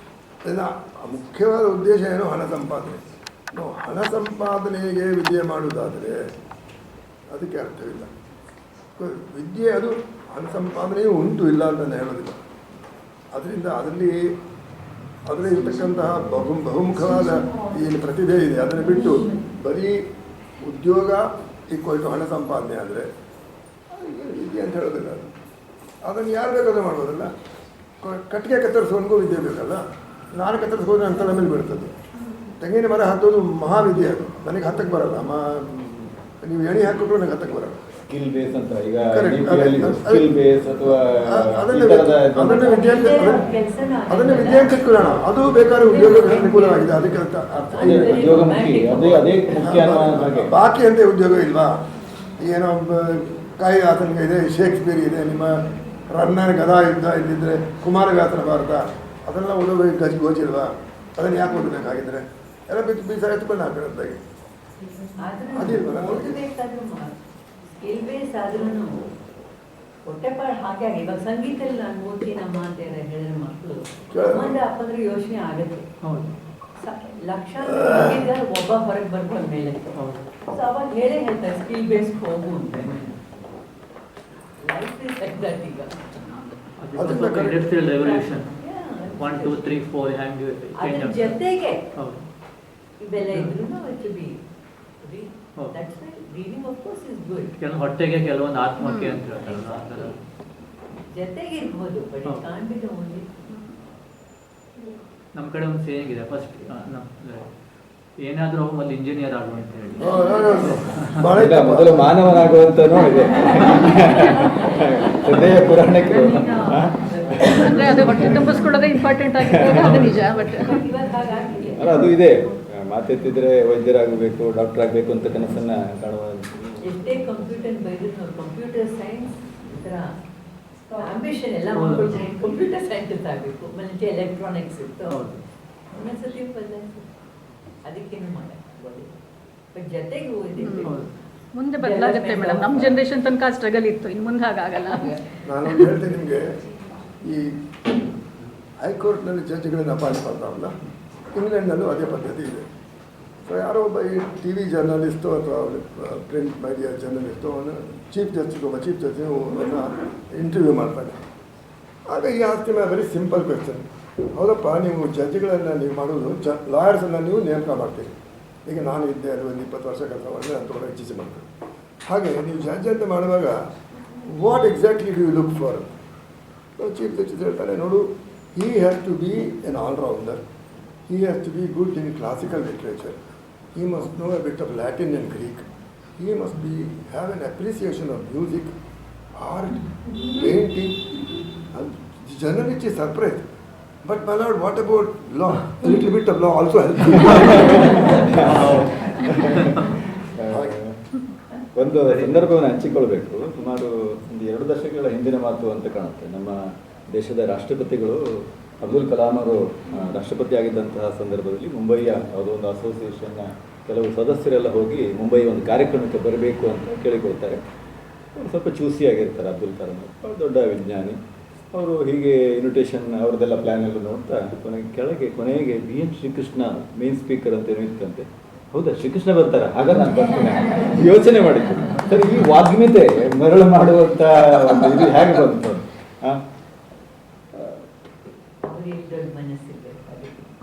ಅಲ್ಲ, ಇದು ಹೇಗೆ ಸಾಧ್ಯ ಆಯ್ತು? ಯೋಚನೆ ಮಾಡಿಕೊಳ್ಳಿ, ಒಬ್ಬ ದೇಶದ ರಾಷ್ಟ್ರಪತಿ, ಅಂತಹ ವಿಜ್ಞಾನಿ, ಕೃಷ್ಣ ಅವರ ಮಾತನ್ನ ಕೇಳಬೇಕು ನನಗೆ ಅಂತ ಬರ್ತೇನೆ. ಇನ್ನೊಬ್ಬ ಜ್ಞಾನಿ ಗುರುತಿಸ್ತಾನೆ. ಇದು ಹೇಗೆ ಸಾಧ್ಯ? ಈ ಒಂದು ಭಾಷಣ ಕಲೆಯನ್ನ ಹೇಗೆ ನೀವು ಯಾವುದೇ ಪ್ರೊಫೆಷನ್ ಇದ್ರೂ ಈ ರೀತಿ ಒಳ ನೋಟ ಇದ್ದೇ ಇರಬೇಕಲ್ಲ. ಹೌದು, ಪ್ರೊಫೆಷನಲ್ ಮೇಲೆ ಇಡ್ತಾ ಇರಬೇಕು. ಅದು ಬಿಟ್ಟು ಈ ರೀತಿ ಇರಬೇಕು. ಸಂಸ್ಕೃತಿ ಬಗ್ಗೆ ಈಗ ನಾನು ಅದೇ ಹೇಳ್ತಲ್ಲ, ನನಗೆ ಲೆಟಸ್ ಅಸ್ಯೂಮ್ ಲಾ ಚೆನ್ನಾಗಿ ಗೊತ್ತಿತ್ತು ನನಗೆ ಅಂತ ಅನ್ಕೊಂಡು, ಇಟ್ಸ್ ಅನ್ ಅಸಂಪ್ಷನ್, ಊಹೆ ಮಾಡಿ. ಇನ್ನೇನು ಗೊತ್ತಿರಲಿಲ್ಲ ನನಗೆ. ಕನ್ನಡ ಡಿಪಾರ್ಟ್ಮೆಂಟ್ ಬಹಳ ಕಾಲಿಗೆ ಬಿಡ್ತಾರೆ, ನೀನು ಯಾಕೆ ಕೊಡ್ತೀವಿ? ಕೋರ್ಟಲ್ಲಿ ಮಾತಾಡಬೇಕಾದ್ರೆ ಮನಸ್ಸಲ್ಲಿ ಇರತಕ್ಕಂಥ ಅಭಿಪ್ರಾಯವನ್ನು ಸರಿಯಾಗಿ ಇನ್ನೊಬ್ಬರಿಗೆ ಅರ್ಥವಾಗುವಂತೆ ಮಂಡಿಸಬೇಕಾದ್ರೆ ಭಾಷೆ ಮೇಲೆ ಹಿಡಿತಾ ಇದ್ದೀವಿ. ಯಾಕಂದ್ರೆ ನಮ್ಮ ಅಭಿಪ್ರಾಯವನ್ನು ಇನ್ನೊಬ್ಬ ವ್ಯಕ್ತಿಗೆ ತಿಳಿಸುವುದಕ್ಕೆ ಮಾಧ್ಯಮನೇ ಮಾತು. ಇಲ್ಲ ಮಾತು ಬಾಯಿಂದ ಹೇಳಬೇಕು, ಇಲ್ಲ ಕೈಯಿಂದ ಬರ್ತೋಡ್ಬೇಕು. ಸಾಮಾನ್ಯ ಮನುಷ್ಯ ಬಂದಿರ್ತಾನೆ, ಅದು ಕಷ್ಟ. ಆವಾಗ ನಿಮಗೆ ಈ ಎಲ್ಲ ಹಿನ್ನೆಲೆ ಎಲ್ಲ ಅದೇ ಓದಿಲ್ಲ. ಶಬ್ದ ಭಂಡಾರ ಹೇಗಾಗುತ್ತೆ, ಹೆಚ್ಚಾಗುತ್ತೆ, ಓದಿಬೇಕಲ್ಲ. ನಾನು ಬರೀ ಓದಿದ್ದು ಈ ಪುಸ್ತಕ ಆದರೆ ಈ ಹೇಳಿ ಮುಗಿಸ್ತೀನಿ ನಾನು. ಮುಂದಕ್ಕೆ ನಮ್ಗೆ ಕಾಕಾಗ ಇನ್ನೂ ಬರೋದಿಲ್ಲ ನನಗೆ. ಅವಾಗ ತುಂಬಾ ಓದಿದ್ದಾದ್ರೂ ಅವ್ರು ಎಂಥ ಇಂಗ್ಲಿಷ್ ಬರೀತಾ ಇದ್ರು ಅಂದ್ರೆ ಜನಗಳಿಗೆ ಆ ಥರನೂ ಒಬ್ರು ಜಡ್ಜ್ ಇದ್ರು. ಸರ್, ಓದೋದನ್ನ ಹೇಳೋದಕ್ಕೂ ಅದನ್ನೇ ಬರೆಯೋದಕ್ಕೂ ಏನು ವ್ಯತ್ಯಾಸ ಇದೆ. ಯಾಕಂದರೆ ಏನು ಅಂದರೆ ಇದರಲ್ಲಿ ಪ್ರತ್ಯುತ್ಪನ್ನದ ಬಗ್ಗೆ ಏನು ಹೇಳ್ತಾರೆ ಸಂಸ್ಕೃತದಲ್ಲಿ. ಅದಕ್ಕೆ ಏನೋ ಪ್ರಶ್ನೆಗಳಿಗೆ ತಕ್ಷಣ ಉತ್ತರ ಕೊಡಬೇಕಾದ್ರೆ ನನಗೆ ತಕ್ಷಣ ಅದಕ್ಕೆ ಪ್ರತಿಭೆ ಇರಬೇಕು. ಏನು ಹೇಳಿದ್ರು ತಕ್ಷಣ ಉತ್ತರ ಕೊಡಬೇಕು. ಆವಾಗ ನೀವು ಕೇಳಿದ್ದ ಪ್ರಶ್ನೆ ಏನು ಅಂತ ಅರ್ಥ ಮಾಡ್ಕೋಬೇಕು ಇನ್ ಅ ಸೆಕೆಂಡ್. ಆ ಪ್ರಶ್ನೆಗೆ ಉತ್ತರ ಸೂಕ್ತವಾದದ್ದು ಯಾವುದು ಅಂತ ಮನೆಗೆ ಗೋಚರ ಆಗಬೇಕು. ಗೋಚರ ಆದಮೇಲೆ ಅದು ನನ್ನ ಬಾಯಿಂದ ಬರಬೇಕು. ಇಷ್ಟೆಲ್ಲ 3 ಪ್ರಕ್ರಿಯೆ ಇದೆಯಲ್ಲ, ಆ 3 ಪ್ರಕ್ರಿಯೆ ಒಟ್ಟಿಗೆ ನಡೀಬೇಕು. ಒಟ್ಟಿಗೆ ನಡೆದ್ರೆ ಬಾಗಿ ಅಂತಾರೆ. ಇಲ್ಲದ್ರೆ ನೀವು ಪ್ರಶ್ನೆ ಇವತ್ತು ಕೇಳಿದ್ರಿ, ನಾನು ನಾಳೆ ಬೆಳಗ್ಗೆ ಉತ್ತರ ಕೊಡ್ತೇನೆ, ನಡೆಯಲ್ಲ. ಅದು ಕೋರ್ಟ್ನಲ್ಲಿ ನಡೆಯಲ್ಲ, ಇಲ್ಲಿ ನಡೀಬೋದು, ನಾಳೆ ಬರ್ತೀನಿ. ಸಂಸ್ಕೃತದಲ್ಲಿ ಬಂದಿದೆ, ಕ್ಷಮಿಸ್ಬೇಕು, ಉಪಾಧ್ಯಾಯರು ಅದರಿಂದ ನಿಮ್ಮ ಗುರುಗಳು. ಏನಪ್ಪ ಕೆಟ್ಟ ಉಪಾಧ್ಯಾಯ ಏನು ಮಾಡ್ತಾನೆ, ಉಪಾಧ್ಯಾಯ ಸಾರಿ ಗುಟ್ಟು ಕೆಟ್ಟ ಗಡ್ಡದ ಉಪಾಧ್ಯಾಯ ಅಂತ ಹೇಳಿಲ್ಲ ಏನು ಹೇಳ್ತೀರ, ಗಡ್ಡದ ಉಪಾಧ್ಯಾಯ ಕಮಾರ ಅಲ್ಲ. ಇಲ್ಲಿ ವಾಚ್ಯತಾಂ ಸಮಯೋತೀತಃ ಸ್ಪಷ್ಟಮಗ್ರೇ ಭವಿಷ್ಯತಿ ಇತಿ ವಾಚ್ಯತಾಂ ಗ್ರಂಥೇಶು ಕಾಠಿನ್ಯಂ ಕುತ್ರ ವರ್ತತೆ. ಅಂದರೆ ಏನಪ್ಪ ಮಾಡ್ತಾನೆ, ಯಾವುದೋ ಒಂದು ಗ್ರಂಥ ಓದಿಸ್ತಾ ಇರ್ತಾನೆ, ಪ್ರಶ್ನೆ ನಿಮ್ಮ ಥರ ಯಾರೋ ಪ್ರಶ್ನೆ ಕೇಳ್ತಾನೆ, ವಾಚ್ಯತಾಂ go ahead read, don't ask me questions and interrupt my thought. ಆಮೇಲೆ ಇಲ್ಲದು ಟೈಮ್ ಆಯ್ತು ರೀ, ಪೀರಿಯಡ್ ಮುಗೀತು, ಸಮಯೋತೀತಃ. ಇಲ್ಲದ್ರೆ ಸ್ಪಷ್ಟಮಗ್ರೇ ಭವಿಷ್ಯತಿ, ನೀವು ಹೋಗ್ತಾ ಗೊತ್ತಾಗ್ಬಿಡುತ್ತೆ. ಈ 3 ಯಾರು ಕೊಡ್ತಾರೆ ಸಬಬು, ಇದು ಹೀಗೆ ಓದಿಸಿದ್ರೆ ಪಾಠ್ಯತಾಂ ಗ್ರಂಥೇಶು ಕಾಠಿಣ್ಯಂ ಕೂತೆ ಬರ್ತದೆ. ಯಾವ ಕಾಠಿಣ್ಯನೂ ಇರಲ್ಲ, ಯಾವುದು ಕಠಿಣ ಗ್ರಂಥ, ಯಾವ ಗ್ರಂಥ ತಗೊಂಡು ಇದು 3 ಹೇಳ್ಬಿಟ್ಟು ಮುಗಿಸ್ಬಿಡ್ಬೋದು. ವಾಚ್ಯತಾಂ ಸಮಯೋತೀತಃ ಸ್ಪಷ್ಟಂ ಅಗ್ರೇ ಭವಿಷ್ಯತಿ ಇತಿ ವಾಚ್ಯತಾಂ ಗ್ರಂಥೇಶು ಕಾಠಿಣ್ಯಂ ಕುತ್ರ ವರ್ತತೆ. ಕಾಠಿಣ್ಯನೇ ಇಲ್ಲ. ಆದ್ದರಿಂದ ನೀವು ಕಠಿಣವಾದ ಪ್ರಶ್ನೆ ಕೇಳಿದರೆ ಅದಕ್ಕೆ ತಕ್ಕ ಸೂಕ್ತ ಉತ್ತರ ಕೊಡಲಿಕ್ಕೆ ಒಂದು ಯೋಗ್ಯತೆ ಇಲ್ಲದಿದ್ರೆ ನನ್ನ ಟೀಚರ್ ಅಂತ ನಿಮಗೆ ಹೇಳೋಕ್ಕಾಗಲ್ಲ. ನನ್ನಾಗ ಇನ್ನೊಬ್ಬ ವಿದ್ಯಾರ್ಥಿನೂ ಕೇಳ್ತಾನೆ ಪ್ರಶ್ನೆ, ಪರೀಕ್ಷೆಯಲ್ಲಿ ಪ್ರಶ್ನೆ ಉತ್ತರ ಕೊಡಬೇಕು, ಪಕ್ಕದವ್ರಿಗೆ ಕೇಳಿದೆ ಇದಕ್ಕೇನು ಉತ್ತರ ಅವನಿಗೂ ಗೊತ್ತಿಲ್ಲ, ನನಗೂ ಗೊತ್ತಿರಲಿಲ್ಲ. ಅವನು ಕೊನೆಗೆ ಅಂಧೇನ ಇವ ನಿಯಮಾನ ಆಯ್ತು ಅಂದ ಹೇಳ್ಬಿಡ್ತಾನೆ. ಅದು ಬರೆದು ಬಿಡ್ತೀನಿ, ಇಬ್ಬರು ಫೇಲ್ ಆಗ್ತಾರೆ. ವಾಚನ ಒಂದು ಪ್ರಕ್ರಿಯೆ, ಒಂದ್ ಟೈಮ್ ಕೆಲಸ ಅಲ್ಲ, ಒಂದು ಪ್ರಕ್ರಿಯೆ. ಈಗ ಅದರಲ್ಲಿ ವಾಚನ, ಶ್ರವಣ, ಮನನ, ನಿಧಿಧ್ಯಾಸನ ಎಲ್ಲ ಒಟ್ಟಿಗೆ ಆಗ್ಬೇಕು. ಹೌದು. ಇವು ನಮ್ಮ ಬುದ್ಧಿಯೇ ಕಂಪ್ಯೂಟರ್ಗಿಂತ ಬಹಳ ಮೇಲಿದೆ, ಇದರಲ್ಲಿ ಏನು ವಿಷಯ ಇಲ್ಲ. ಅದಕ್ಕೆ ಯಾಕೆಂದರೆ ಕಂಪ್ಯೂಟರ್ನಲ್ಲಿ ಆರ್ಟಿಫಿಷಿಯಲ್ ಇಂಟೆಲಿಜೆನ್ಸ್ ಮಾಡಬಹುದು. ಅದಕ್ಕೆ ತನ್ನ ಸ್ವಯಂ ಅಸ್ತಿತ್ವ ಗುರುತಿಸಕ್ಕಂಥ ಯೋಗ್ಯತೆ ಇಲ್ಲ. ಕಾನ್ಷಿಯಸ್ನೆಸ್ ಅಂತ ಹೇಳ್ತಾರೆ, ಅದು ಹೇಳೋಕ್ಕಾಗಲ್ಲ. ನಾನು ಈಗ ಇದನ್ನು ಓದುತ್ತಿದ್ದೇನೆ, ಇದರಿಂದ ನನಗೆ ಮುಂದೆ ಆಗ್ಬೋದು, ಆ ಬುದ್ಧಿ ಬರಲ್ಲ. ಅದು ಬರಬೇಕಾದ್ರೆ ನಮಗೆ ಸ್ವತಃ ಓದಿದ ತಕ್ಷಣ ಅದು ಏನು ಅರ್ಥ ಮನನ ಆಯಿತು. ಮನನದಿಂದ ಅದು ಎಲ್ಲವೂ ಕಂಪ್ಯೂಟರ್ ಥರ ಒಳಗೆ ಕೂತಿರುತ್ತದೆ. ಅದು ಯಾವ ಕಾಲದಲ್ಲಿ ಅದರದ್ದು ಉಪಯೋಗ ಆಗಬೇಕು, ವಿನಿಯೋಗ ಯಾವಾಗ ಆಗಬೇಕು, ಅದು ಪ್ರಕ್ರಿಯೆ, ಅದು ಜೀವನ ಬಗ್ಗೆ ನಡ್ಕೊಂಡು ಬರೋದು. ಅದು ಕೇವಲ ಒಂದು ಪ್ರಕ್ರಿಯೆ ಅಲ್ಲ, ಅದು ಜಾಯಮಾನ ಅಂತಲೇ ಹೇಳಬಹುದು. ವೇದಗಳ ಬಗ್ಗೆ ತುಂಬ ಆಕ್ಷೇಪಗಳು, ಆದರೆ ಉಪನಿಷತ್ತಿನ ಬಗ್ಗೆ ಯಾಕೆ ಜಗತ್ತಿನಾದ್ಯಂತ ಯಾಕೆ ಅಂತ ಕೇಳಿ, ಈಗ ಪ್ರಪಂಚದಲ್ಲಿ ಎಲ್ಲರೂ ಉಪನಿಷತ್ತು ವೇದಾಂತ ಅಂತ ಹೇಳ್ತಾರೆ. ವೇದದಲ್ಲಿ ಏನು ಹೇಳಿದ್ರು, ಹೀಗೆ ಮಾಡಬೇಕಾ, ಹಾಗೆ ಮಾಡಬೇಕಪ್ಪ, ಇದನ್ನು ಹೀಗೆ ಬರಬೇಕು, ಏನದು ನಿಯಮಗಳು ಕಠಿಣವಾಗ್ತದೆ, ತುಂಬ ಕಠಿಣವಾಯಿತು. ಅಲ್ಲಿ ಉಪನಿಷತ್ತಿನಲ್ಲಿ ಏನು ಹೇಳಿದ್ರು, ಯೂನಿವರ್ಸಲ್ ಅಂತ ಹೇಳಿದ್ರೆ, ಕ್ಯಾಥೋಲಿಸಮ್ ಯೂನಿವರ್ಸಲ್. ಅಪ್ಪ ನೀನೇನಪ್ಪ, ನೀನು ಹೀಗಿದೆಯಾ, ನಾನು ಹೇಗಿದ್ದೀನಿ, ನೀನು ಒಂದೇ. ಅದೇ ನೀವನ್ನು ಹಿಂದೂಗಳಿಗೆ ಹೇಳ್ಬೋದು, ಮುಸ್ಲಿಮ್ಗೆ ಹೇಳ್ಬೋದು, ಕ್ರಿಶ್ಚಿಯನ್ಗೆ ಹೇಳ್ಬೋದು, ಅಮೆರಿಕಾದಲ್ಲೂ ಹೇಳ್ಬೋದು, ಇಲ್ಲ ಜರ್ಮನಿಯಲ್ಲಿ ಹೇಳ್ಬೋದು. ಅವರು ಅದನ್ನು ಒಪ್ಕೊಂಡು ಅದನ್ನೇ ಅರ್ಥ ಮಾಡಿಕೊಂಡ್ರೆ ಅವ್ರಿಗೇನು ಕಷ್ಟ ಇಲ್ಲ. ಅದೇ ಇಲ್ಲದ್ರೆ ಮ್ಯಾಕ್ಸ್ ಮಿಲ್ಲರ್ ಬಂದು ಅದಕ್ಕೆ ಇಷ್ಟೆಲ್ಲ ಬರೀತಂದ ಪ್ರಶ್ನ, ಥೀಬೋ ಬಂದು ಯಾಕೆ ಬರೀತಾನೆ, ಶಂಕರ ಭಾಷೆ ಮೇಲೆ ಕಾಮೆಂಟ್ರಿ ಬರೀತಾನೆ. ಅದು ಯಾಕಂದರೆ ಅಲ್ಲಿ ಅಲ್ಟಿಮೇಟ್ಲಿ ಯಾರು ಕೇವಲ ಬುದ್ಧಿಯಿಂದ ಮಾಡ್ತಾರೋ ಅವರಿಗೆ ಅರ್ಥ ಆಗುತ್ತೆ. ವಿದ್ವಾನೇವ ವಿಜಾನಾತಿ ವಿದ್ವಜ್ಜನ ಪರಿಶ್ರಮಂ ನಹಿ ವಂದ್ಯ ವಿಜಾನಾತಿ ಗುರುವಿಂ ಪ್ರಸವೇದನ ಅಂತ ಸಂಸ್ಕೃತ ಹೇಳ್ತಾರೆ. ಅಂದರೆ ವಿದ್ವಾನೇವ ವಿಧಾನಾತಿ, ನನಗೆ ಯಾವ ದೇಶದಿಂದಲೇ ಬರಲಿ ಇನ್ನು ವಿದ್ವಾನ ಅಂತಂದರೆ, ಅರೇ ಇದ್ರೆ ಏನೋ ಒಂದಿದೆ, ನನಗೆ ಕಲ್ತ್ಕೊಳ್ಳೋದು, ನಾ ಕಲ್ತ್ಕೊಳ್ಳೋಣ ಅವನ ಹತ್ರ ಹೋಗಿ ಮಾತಾಡ್ತೀವಿ. ಯಾಕಂದರೆ ವಿಜಾನಾತಿ ವಿದ್ವಜ್ಜನ ಪರಿಶ್ರಮ, ಎಷ್ಟು ಪರಿಶ್ರಮ ಮಾಡಿದಾನೆ ಕಲಿಯೋದಕ್ಕೆ ಅಂತ ನನಗೆ ಗೊತ್ತು. ಅದನ್ನೇ ನಮ್ಮ ಅದಕ್ಕೆ ಮಹತ್ವ ಕೊಡ್ತೀವಿ. ಇದೇನಾಯಿತು, ವೇದಗಳಲ್ಲಿ ಅದಕ್ಕೆ ಅನುಷ್ಠಾನಕ್ಕೆ ತುಂಬ ಪ್ರಕ್ರಿಯೆ ಇತ್ತು. ಆ ಪರೀಕ್ಷೆ ತುಂಬ ಕಠಿಣವಾಗಿತ್ತು. ಅದಕ್ಕೆ ಇಂಥದೇ ಆಗಬೇಕು, ನಿರ್ದಿಷ್ಟ ಸಮಯವೇ ಆಗಬೇಕು, ನಿರ್ದಿಷ್ಟ ವಿಷಯಗಳೇ ಇರಬೇಕು. ಅದಕ್ಕೆ ಅದನ್ನು ನಿರ್ದಿಷ್ಟವಾದ ಪ್ರಕ್ರಿಯೆಯಿಂದಲೇ ಮುಂದಕ್ಕೆ ತರಬೇಕು. ಗಂಟೆಲ್ಲ ಮಾಡೋಕ್ಕೆ ನೀವು ಮನೆಯಲ್ಲಿ ಊಟ ಮಾಡುವಾಗ ಕೆಳಗಡೆ ಕುತ್ಕೋ, ಬಾಳೆಹಣ್ಣೆ ಮೇಲೆ ತಿನ್ನು ಅಂತಂದರೆ ಓಡೋಗ್ತಾರೆ ಹುಡುಗರು. ಹೊರಗೆಟ್ಟು ವೇದದಲ್ಲಿ ಇನ್ನೇನು ಭಾಳ ತಾಪತ್ರ ಇದೆ. ನಾವು ಅದನ್ನೇ ಮಾಡೋಕ್ಕೆ ತಯಾರಿಲ್ಲ. ವೇದ ಓದಿ ಅದನ್ನು ಯಜ್ಞಾದಿಗಳನ್ನ ಮಾಡೋದು ಬಹಳ ದೊಡ್ಡದಾಯಿತು ಮಾತು. ವೇದಾಂತದಲ್ಲಿ ಅದಿಲ್ಲ. ವೇದಾಂತದಲ್ಲಿ ಬರೀ ಮನಸ್ಸಿನ ಪ್ರಕ್ರಿಯೆ. ಏನಪ್ಪ ಹೇಳ್ತಾರೆ, ಸ್ವಾಗತ ಬಿಡ್ತು ಅಂತ ಹೇಳೋದು ಸುಲಭ. ಏನಪ್ಪ ನೀನು, ಈಶ್ವರ ಜಗತ್ತು ಜಡ, ಈಶ್ವರ ಜಡ ಎರಡು ಮುಖ್ಯವಾಗಿ. ಆದ್ದರಿಂದ ಈಶ್ವರ ಇದ್ದಾನೆ, ಅವನು ಎಲ್ಲವನ್ನೂ ಎಲ್ಲವೂ ಅಧೀನವಾಗಿದೆ. ಆ ವ್ಯಕ್ತಿ ಇರ್ಬೋದು, ಆ ವ್ಯಕ್ತಿ ಇಲ್ಲದ್ರೆ ಜಡ ಇರ್ಬೋದು, ಎಲ್ಲವೂ ಅಧೀನವಾಗಿದೆ. ಅದು ಯಾವುದೋ ಒಂದು ಪ್ರಕ್ರಿಯೆಯಿಂದ ಒಂದು ರೀತಿಯಲ್ಲಿ ಆ ಈಶ್ವರ ಅವನಿಗೆ ಅನುಗ್ರಹ ಮಾಡ್ತಾನೆ. ಸಾಧಾರಣವಾಗಿ ಹೇಳೋದಾದರೆ ವೇದಾಂತ ಇದು ತುಂಬ ಕಷ್ಟ. ಅನುಗ್ರಹ ಮಾಡ್ತಾನೆ. ಅನುಗ್ರಹಕ್ಕೆ ಏನು ಮಾಡಬೇಕು, ಈ ಥರ ಭಕ್ತಿಯಿಂದ ಅವನ ಆರಾಧನೆ ಮಾಡಬೇಕು, ಪೂಜೆ ಮಾಡಬೇಕು, ಅವನ ಸಹಸ್ರನಾಮ ಹೇಳಬೇಕು, ಮತ್ತು ಇನ್ನೇನೋ ಮಾಡಬೇಕು. ಸುಲಭ ಇತ್ತು. ನಮಗೆ ಭಕ್ತಿಯ ಮಾರ್ಗ ಭಾಳ ಸುಲಭ ಇತ್ತು. ಇಂಟ್ರೆಸ್ಟಿಂಗ್ ಥಿಂಗ್ ಇದು, ಶಂಕರಾಚಾರ್ಯರು ಕೂಡ ಶಂಕರಾಚಾರ್ಯರು ವೇದಾಂತದಲ್ಲಿ ಗಟ್ಟಿಗರು. ಅವ್ರೇನು ಹೇಳ್ತಾರೆ, ಮೋಕ್ಷ ಸಾಧನ ಸಾಮಗ್ರಿಯಾಂ ಭಕ್ತಿರೇವ ಗರೀಯಸಿ ಅಂತಾರೆ. ಅದಪ್ಪ ಮೋಕ್ಷ ಸಾಧನ ಸಾಮಗ್ರಿ ಏನಿದೆ ಅದರಲ್ಲಿ ಮೋಸ್ಟ್ ಇಂಪಾರ್ಟೆಂಟ್ ಇದು ಭಕ್ತಿ ಅಂತಾರೆ. ಭಕ್ತಿನವ್ರು ಎಲ್ಲ ಹೇಳಲಿಲ್ಲ. ಯಾಕಂದರೆ ಭಕ್ತಿ ಇದ್ದರೆ ನಿಮ್ಮ ಮನಸ್ಸು ಅದರಲ್ಲೇ ಏಕಾಗ್ರತೆಯನ್ನು ಹೊಂದುತ್ತೆ. ಮನಸ್ಸು ಯಾವಾಗ ಅಲ್ಲೇ ಏಕಾಗ್ರತೆಯನ್ನು ಹೊಂದುತ್ತೆ ಆವಾಗ ಸತ್ಯ ತಮಗೆ ತಾನೇ ತಿಳಿಯುತ್ತಪ್ಪ. ವಾಟ್ ಯು ಕಾಲ್ ಎಪಿಫೆನಿ ಅಂತಾರೆ ಗ್ರೀಕ್ಸ್, ಅದು ಕಲಿಯುತ್ತದೆ ಎಪಿಫೆನಿ. ಅದು ಪಳತ್ತನೆ ಒಳಗಿದ್ದೆ, ಅರೆ ನಾನು ಇದು ಎಲ್ಲ ಒಂದೇ, ಬಾಕಿದೆಲ್ಲ ಏನು ಮಾಯಾ ಅಂತ ಹೇಳ್ತೀವಿ ಅಥವಾ ಯುವರ್ ಇಮ್ಯಾಜಿನೇಷನ್. ಅದು ಯುರೋಪ್ನಲ್ಲಿ ಶಾಪಿನೈರ್, ಲೈಬ್ನಿಟ್ಸ್ ಅಂತ ತತ್ವವಾದಿಗಳಿಗೆ ಅವರು ಕೋರ್ಸ್ ಮ್ಯಾಥಮೆಟಿಷಿಯನ್ಸು ಆಗಿದ್ದರು ಮತ್ತು ಸೈಂಟಿಸ್ಟು ಆಗಿದ್ದರು. ಅವರು ಯೋಚನೆ ಮಾಡ್ತಾರೆ, ಅವ್ರಿಗೆ ಇದು ಹಿಡಿಸುತ್ತೆ. ಅವ್ರಿಗೆ ನೀನು ಕೂತ್ಕೊಂಡು ವಿಷ್ಣು ಸಹಸ್ರನಾಮ ಹೇಳು 1000 ಸತಿ ಅಂದರೆ ಅವ್ರಿಗೆ ಅರ್ಥ ಆಗಲ್ಲ. ಯಾಕೆ ಮಾಡಿ ಸುಮ್ಮನೆ ಹೇಳಬೇಕು, ಹೇಳ್ತಾನೆ ವಿಷ್ಣು ಸಹಸ್ರನಾಮ ಹೇಳ್ತಾನೆ. ಅಫ್ಕೋರ್ಸ್ ವಿಷ್ಣು ಸಹಸ್ರನಾಮ ಮಹಾಭಾರತದಲ್ಲಿ ಇರತಕ್ಕಂಥ ಶ್ರೇಷ್ಠವಾದ ಸ್ತೋತ್ರ. ಆದರೆ ಕೊನೆಗೆ ಒಂದು ಇದು ಇದೆ, ಏನಂತಕ್ಕೆ ಫಲಶ್ರುತಿ ಇದೆ. ಇದನ್ನು ಮಾಡಿ ಇದಾಗುತ್ತೆ, ಇದನ್ನು ಮಾಡಿದೆ ಬ್ರಾಹ್ಮಣು ಇಲ್ಲ